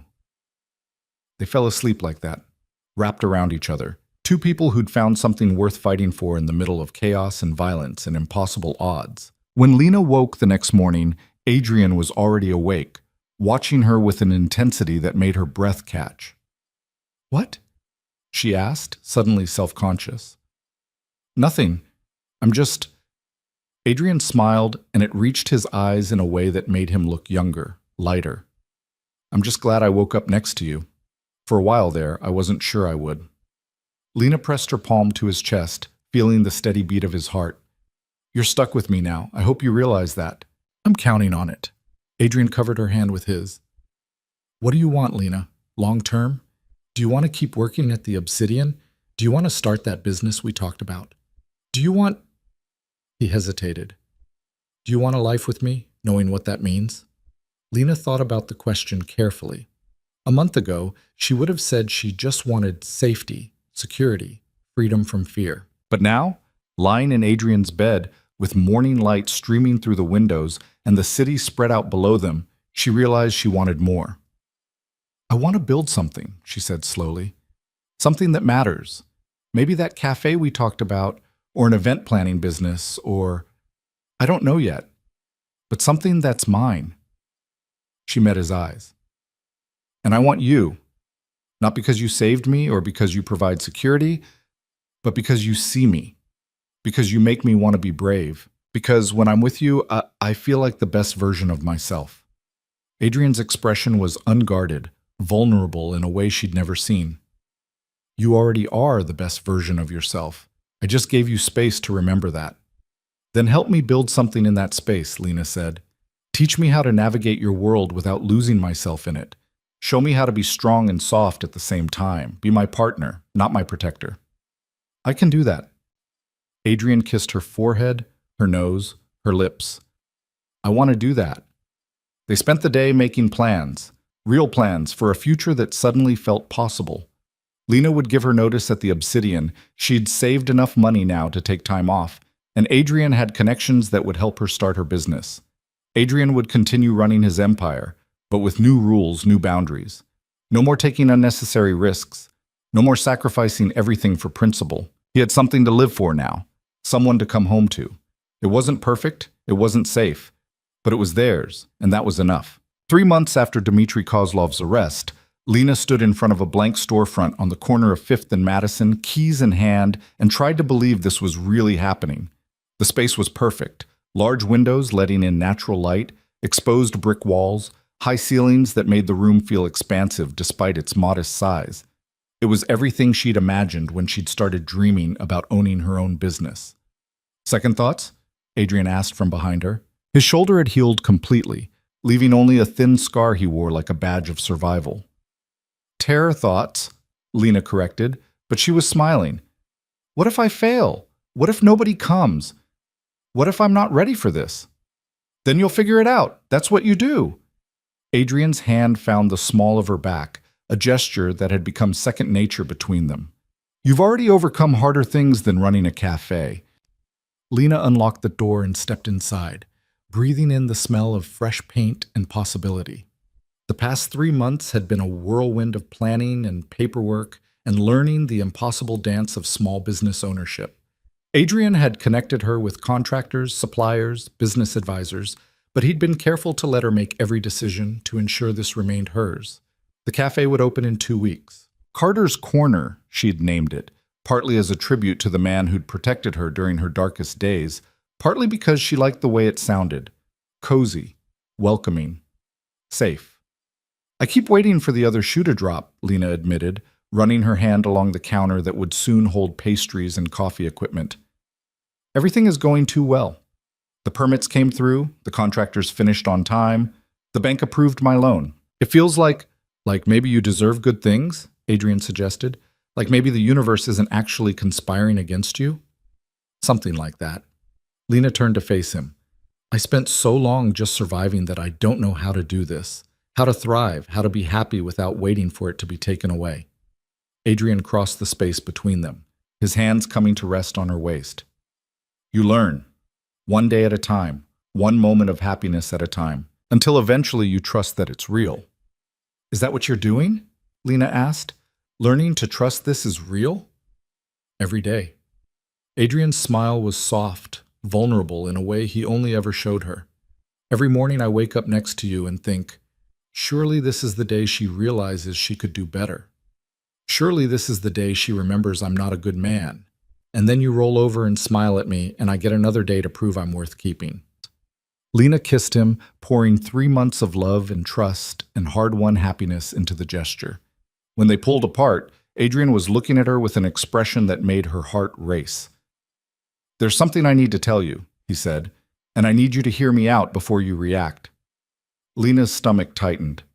That's a terrifying way to start a conversation. "I'm stepping back from the business." Adrian said it quickly, like ripping off a bandage. "Not completely. I still have responsibilities, people who depend on me. But I'm transitioning leadership to people I trust. Carter is taking over day-to-day operations.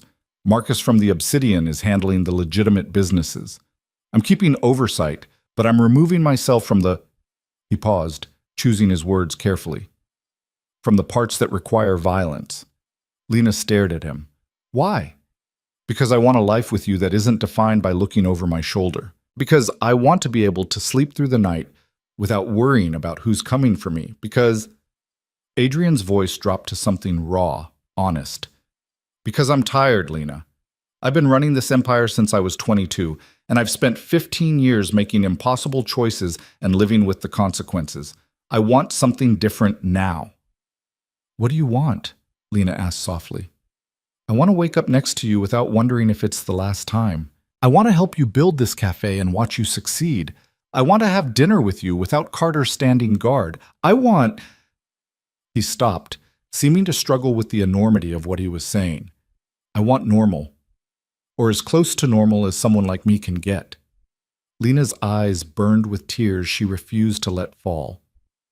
"You'd really do that? Give up everything you've built?" "I'm not giving it up. I'm delegating it. There's a difference." Adrian's thumb brushed across her cheek. "And I'm not doing it for you, or at least not just for you. I'm doing it for me. Because for the first time in my life, I want something more than power. I want peace." "When?" Lena asked. "The transition started 2 weeks ago. It'll take another month to finalize everything, make sure the right people are in the right positions, ensure there are no power vacuums that could destabilize things." Adrian's expression turned rueful. "Turns out dismantling an empire is almost as complicated as building one." Lena laughed, a slightly hysterical sound that bordered on a sob. "You're insane. You know that, right? People don't just walk away from what you've built." "People who have nothing to walk toward don't," Adrian agreed. "But I have you. I have the possibility of a life that doesn't revolve around violence and fear. That seems worth more than any empire." They stood in the empty cafe, holding each other while afternoon light painted shadows across the unfinished space, and Lena felt something settle in her chest, something that felt dangerously close to hope. The next 2 weeks passed in a blur of final preparations.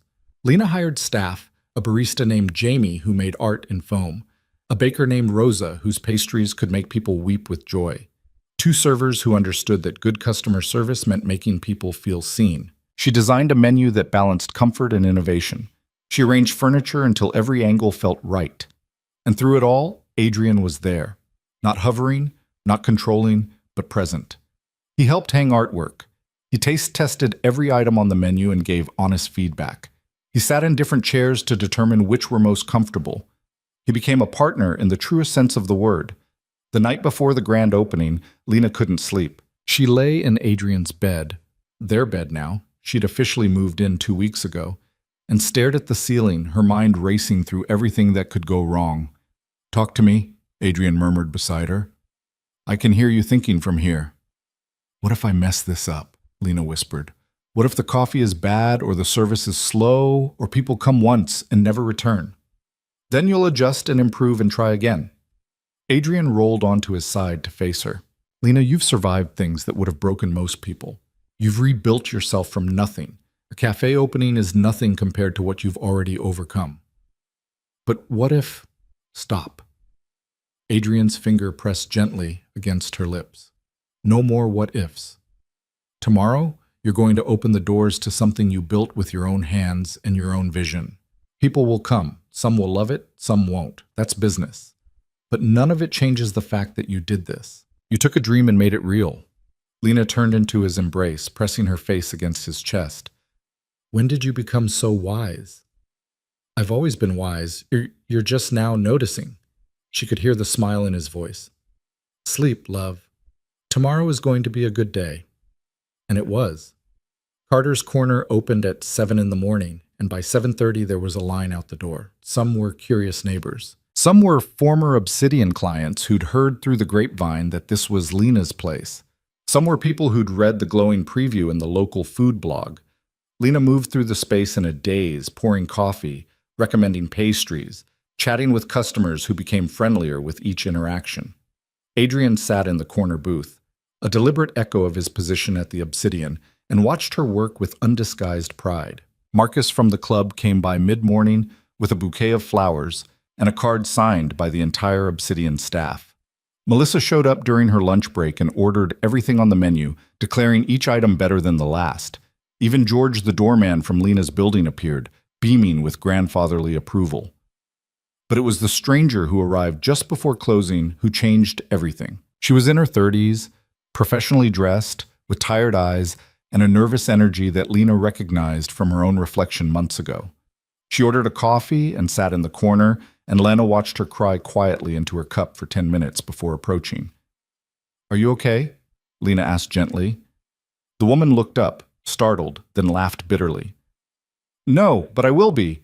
I finally left. After 3 years of telling myself it would get better, I finally left."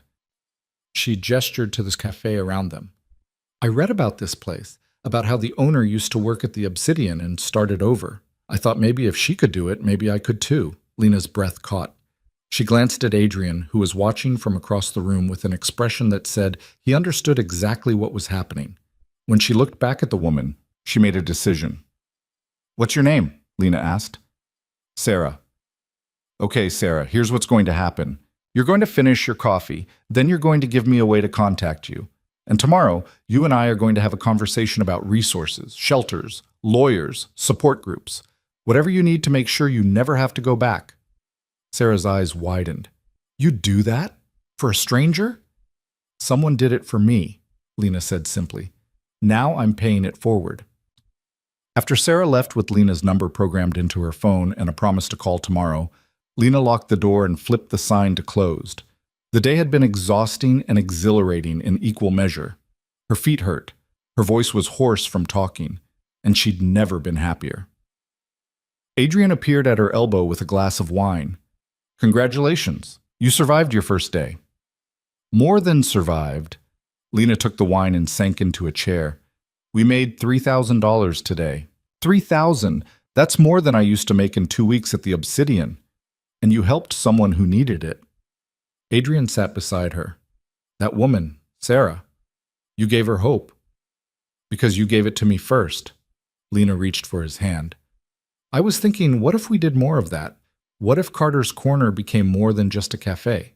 What if it was a place where women like Sarah, like I used to be, could come for help?" Adrian's expression shifted to something thoughtful. "You want to start a program?" "Not officially. Nothing that would draw attention or require paperwork. Just a safe place. Resources. Connections to people who can help." Lena squeezed his hand. "You have contacts, don't you? Lawyers, counselors, people who could provide services." "I do." Adrian was quiet for a moment, then smiled. "I think that's a perfect use of my remaining influence. And it gives me something productive to do with the connections I'm maintaining." "You're really okay with this?" Lena asked. "Walking away from everything you built to help me run an underground railroad for abuse survivors?" "I'm not walking away. I'm walking toward." Adrian pulled her close, pressing a kiss to her temple. "This is better than anything I built before. This matters." Over the following months, Carter's Corner became exactly what Lena had envisioned. During the day, it was a thriving cafe where neighbors gathered and students studied and business meetings happened over excellent coffee. But in the quiet hours, it became something more. Women with haunted eyes and desperate hope would slip in through the back door. Lena would sit with them, offer resources, make phone calls to the network Adrian had quietly assembled. Some needed legal help. Some needed shelter. Some just needed someone to believe them. Adrian coordinated everything from the shadows, using his connections to find apartments, arrange jobs, provide security when necessary. He never took credit, never asked for recognition. He just made sure that every woman who came to Lena for help got exactly what she needed. 6 months after the cafe opened, Lena was closing up late when Adrian appeared with a bottle of champagne and 2 glasses. "What are we celebrating?" she asked, wiping down the counter. "We're celebrating you." Adrian poured the champagne with careful precision. "Do you know how many women you've helped in the past 6 months?" 27, Lena said immediately. She knew the number by heart, knew each face, each story. 27 women who are now safe because you gave them resources and hope. Adrian handed her a glass. 27 women who might have ended up like... He stopped, but they both knew what he'd been about to say. "Like I almost did," Lena finished. "Dead, or broken beyond repair, or still trapped in a cycle they couldn't escape. But you escaped, and now you're helping others do the same." Adrian raised his glass. "To Lena Carter, who turned her pain into purpose." They drank, and Lena felt the weight of the past year settle over her. A year ago, she'd been invisible, broken, afraid. Now she stood in her own cafe, surrounded by evidence of everything she'd built, partnered with a man who'd rewritten his entire life to stand beside her. "I want to ask you something," Adrian said, setting down his glass. "And I need you to know there's no pressure, no expectations. Just a question." Lena's heart started racing. "Okay." Adrian reached into his pocket and pulled out a small velvet box. "I've been carrying this around for 2 months, waiting for the right moment. And then I realized every moment with you is the right moment." He opened the box to reveal a ring. Simple, elegant, a single diamond that caught the cafe's warm lighting and threw it back in fractured rainbows. "I'm not good with words unless I'm threatening someone," Adrian said, and Lena laughed despite the tears already forming in her eyes. "But here's what I know. You make me want to be better than I am. You make me believe in things I thought I'd lost. Hope, redemption, the possibility of happiness. And I want to spend the rest of my life watching you build beautiful things and helping where I can and just being with you." He slid off his chair and knelt in front of her, and Lena's breath stopped entirely. "Lena Carter, will you marry me?" The answer was immediate, absolute, so certain that Lena didn't even have to think. "Yes." Adrian slipped the ring onto her finger with shaking hands, and then he was pulling her close, kissing her like she was air and he'd been drowning. When they finally pulled apart, they were both crying, both laughing, both holding on to each other like they were the only solid things in a shifting world. "I love you," Lena whispered against his lips. "I love you for saving me and for letting me save myself and for becoming someone who values peace over power." "I love you for seeing past what I was to what I could be," Adrian whispered back, "for giving me a reason to change." They stood there in the empty cafe, engaged and in love, and planning a future that looked nothing like either of them had imagined a year ago. Outside, the city hummed with its usual chaos, sirens and traffic, and a million people living their complicated lives. But inside Carter's corner, everything was quiet and safe and theirs. The wedding was small, held in the cafe on a Sunday morning, with only their closest people in attendance. Carter stood as Adrian's best man, his professional demeanor cracking just enough to show genuine happiness. Melissa was Lena's maid of honor, crying openly throughout the entire ceremony. Marcus closed the obsidian for the day so the staff could attend. Even Catherine Voss appeared, her expression carefully neutral but her eyes softening slightly when she saw how her son looked at his bride. Lena wore a simple white dress that made her feel beautiful without trying too hard. Adrian wore a perfectly tailored suit and an expression of wonder that made him look younger, unburdened. When they exchanged vows, promising to protect and challenge and love each other through whatever came next, there wasn't a dry eye in the building. "I promise to be your partner, not your protector," Adrian said, his voice steady despite the emotion in his eyes. "To trust your strength while offering mine when you need it. To build a life with you that's defined by what we create together, not what we've survived separately." "I promise to see all of you," Lena said, her hands gripping his tightly. "The darkness and the light, the empire builder, and the man who makes pancakes. To love you, not despite your past, but because of how you've chosen to move beyond it. To be brave enough to build something beautiful with you. When they kissed as husband and wife, the cafe erupted in applause, and Lena felt something shift in her chest. The last piece of fear, the last whisper of doubt that this couldn't be real, couldn't last, couldn't be hers, it dissolved completely. This was real. This was lasting. This was hers. The reception lasted well into the evening, with Rosa's special wedding cake and champagne that Adrian had imported from France and music that ranged from classical to the kind of dance songs that made everyone, even Carter, move to the rhythm. Lena danced with her husband, with Carter, with Marcus, with George the doorman, who'd become something like a grandfather to her. And when the party finally wound down and the last guest departed, Lena and Adrian stood alone in the cafe once more, surrounded by the debris of celebration. "Ready to go home?" Adrian asked, his arm around her waist. Home. The penthouse that had once been just his, but was now theirs, filled with both their books and both their habits and the life they were building together. "Actually," Lena said, "I want to show you something first." She led him to the back office, where she'd been working on a project in secret for the past month. On the wall, she'd created a photo board. Not of them, though there were a few candid shots Adrian had taken when she wasn't looking, but of the women they'd helped.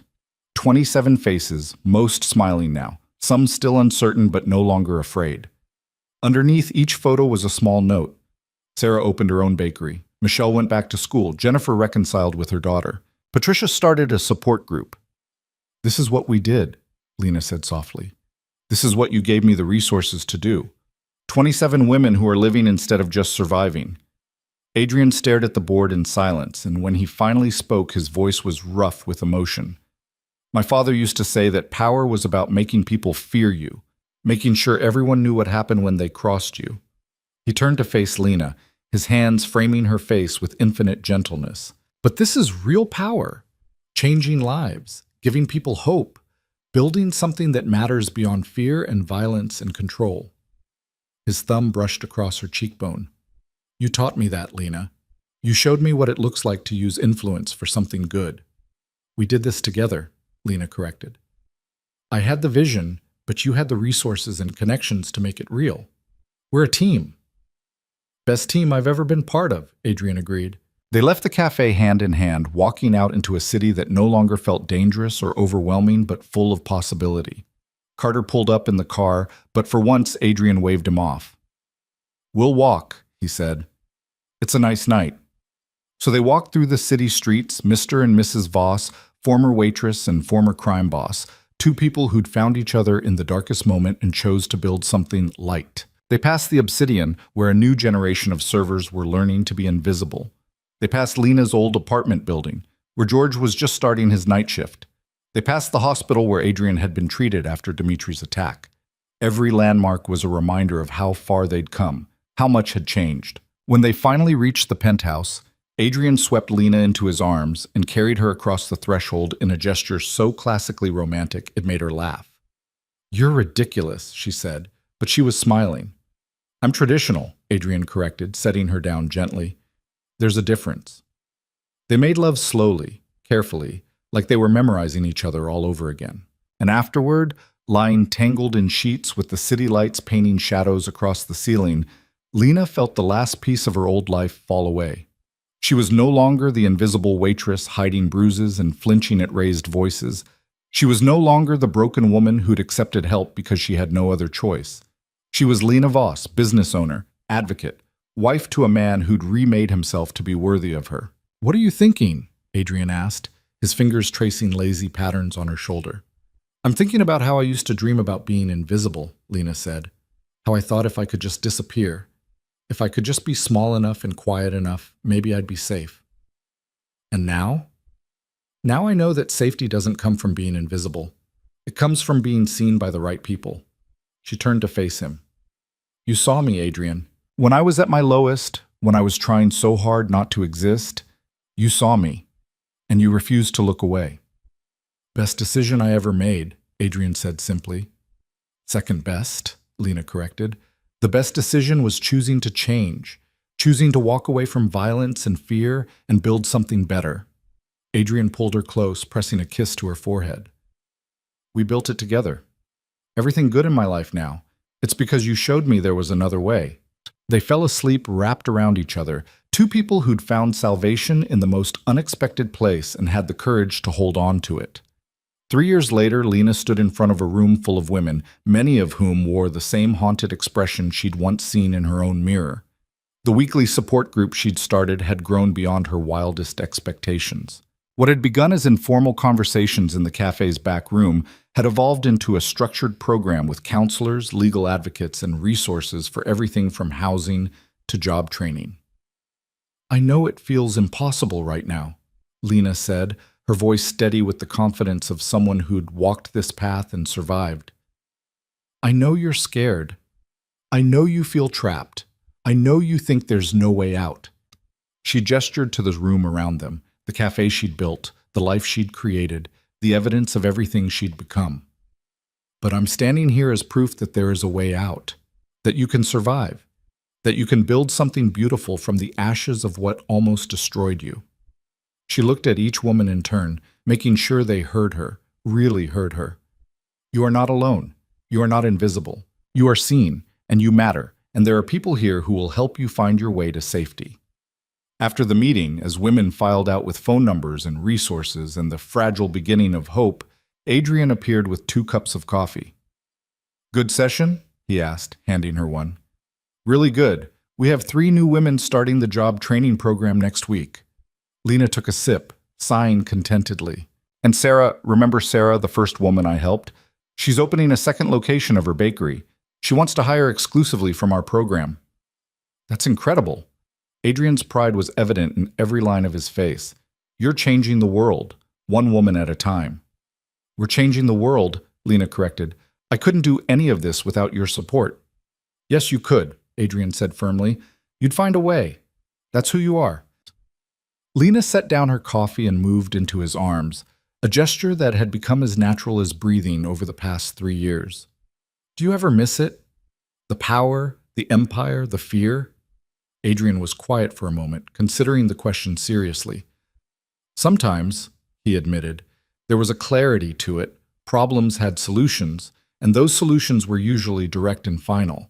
But then I come here and see what you've built, see the lives we've changed, and I realize this is better. This is the legacy I want to leave. Speaking of legacy, Lena pulled back slightly to look at him, her hand moving to rest on her still flat stomach. I have something to tell you. Adrian's eyes widened, understanding dawning. Are you? Pregnant. 8 weeks. Lena felt tears prick her eyes.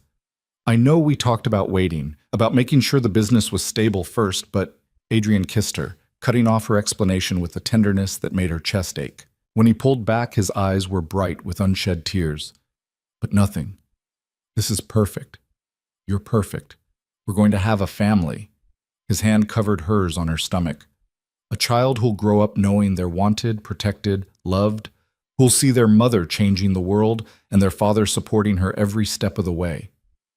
You're really happy about this? Lena asked, needing to hear it one more time. I'm terrified and ecstatic in equal measure, Adrian admitted. But mostly, I'm grateful. Grateful that I get to do this with you. Grateful that I changed my life in time to be the kind of father a child deserves. They stood in the cafe, holding each other and planning for a future that kept expanding in beautiful, unexpected ways. Outside, the city moved on, indifferent to their joy. But inside Carter's corner, everything was exactly as it should be. The baby, a girl they named Elena, after Lena's mother, was born on a snowy January morning. She had Adrian's gray eyes and Lena's determined expression. And from the moment she drew her first breath, she was loved with a fierceness that took both her parents' breath away. Lena took 3 months off from the cafe, and Adrian worked from home, both of them learning the impossible choreography of new parenthood. They were exhausted and overwhelmed and happier than either had imagined possible. On Elena's first birthday, they threw a party at the cafe. The same people who'd attended their wedding came to celebrate this new milestone. Carter, who'd become Uncle Carter, and took his role seriously. Melissa, who spoiled Elena shamelessly. Marcus and the Obsidian staff, The women from the support group who'd become Lena's extended family. Even Catherine Voss appeared, and while she wasn't warm exactly, she held her granddaughter with a gentleness that suggested maybe, just maybe, she was learning from her son's example. As the party wound down and guests departed with full stomachs and light hearts, Lena found Adrian standing by the photo board, which had grown significantly over the years. There were now hundreds of faces, hundreds of women who'd found their way to Carter's corner and found the help they needed to rebuild their lives. "Look at what we built," Adrian said softly, Elena sleeping peacefully in his arms. "Look at all these lives we've touched." Lena leaned against him, her hand resting on their daughter's back. "You know what the best part is? Elena is going to grow up seeing this as normal. She's going to think it's completely ordinary to use your resources to help people, to turn pain into purpose, to choose compassion over cruelty." "She's going to be extraordinary," Adrian agreed. "Just like her mother." "Just like both her parents," Lena corrected. "You know, sometimes I think about that night at the Obsidian. When you asked me who hurt me and I was so afraid to answer, if I'd known then where that question would lead, would you have answered differently?" Adrian asked. Lena thought about it, really thought about everything that had come after that night, the fear and the danger and the impossible choices, but also the love and the growth and the life they'd built together. "No," she said finally, "I would have answered exactly the same. Because even knowing how hard it would be, how scary and complicated and messy, I wouldn't trade this for anything. This family, this life, this purpose. It's everything I never knew I needed." Adrian kissed her temple, careful not to wake their sleeping daughter. "Thank you," he whispered, "for trusting me, for giving me a chance to be better, for building this beautiful life with me." "Thank you for seeing me," Lena whispered back, "for refusing to look away when I needed someone most, for showing me what real strength looks like." They stood there in the cafe, the Voss family, surrounded by evidence of everything they'd overcome and everything they'd become. Outside, the city glittered with possibility. Inside, everything was warm and safe and theirs. Lena Carter had spent years trying to be invisible, trying to survive in a world that seemed determined to break her. But she'd learned something crucial along the way. Survival wasn't enough.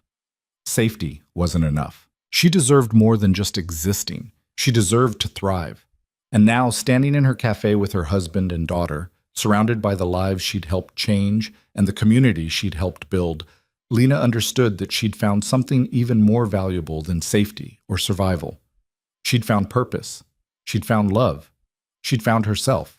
And she'd learned that sometimes the most dangerous protection could become the most transformative salvation. Not because it saved you from harm, but because it gave you the space and strength to save yourself.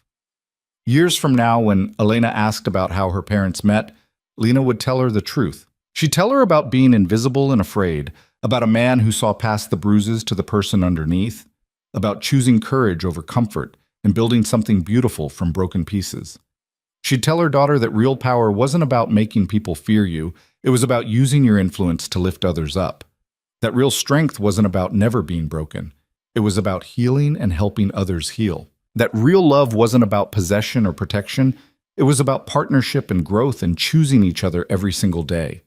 But most importantly, she'd tell Elena that no matter how dark things seemed, no matter how impossible the situation felt, there was always a way forward. There were always people willing to help.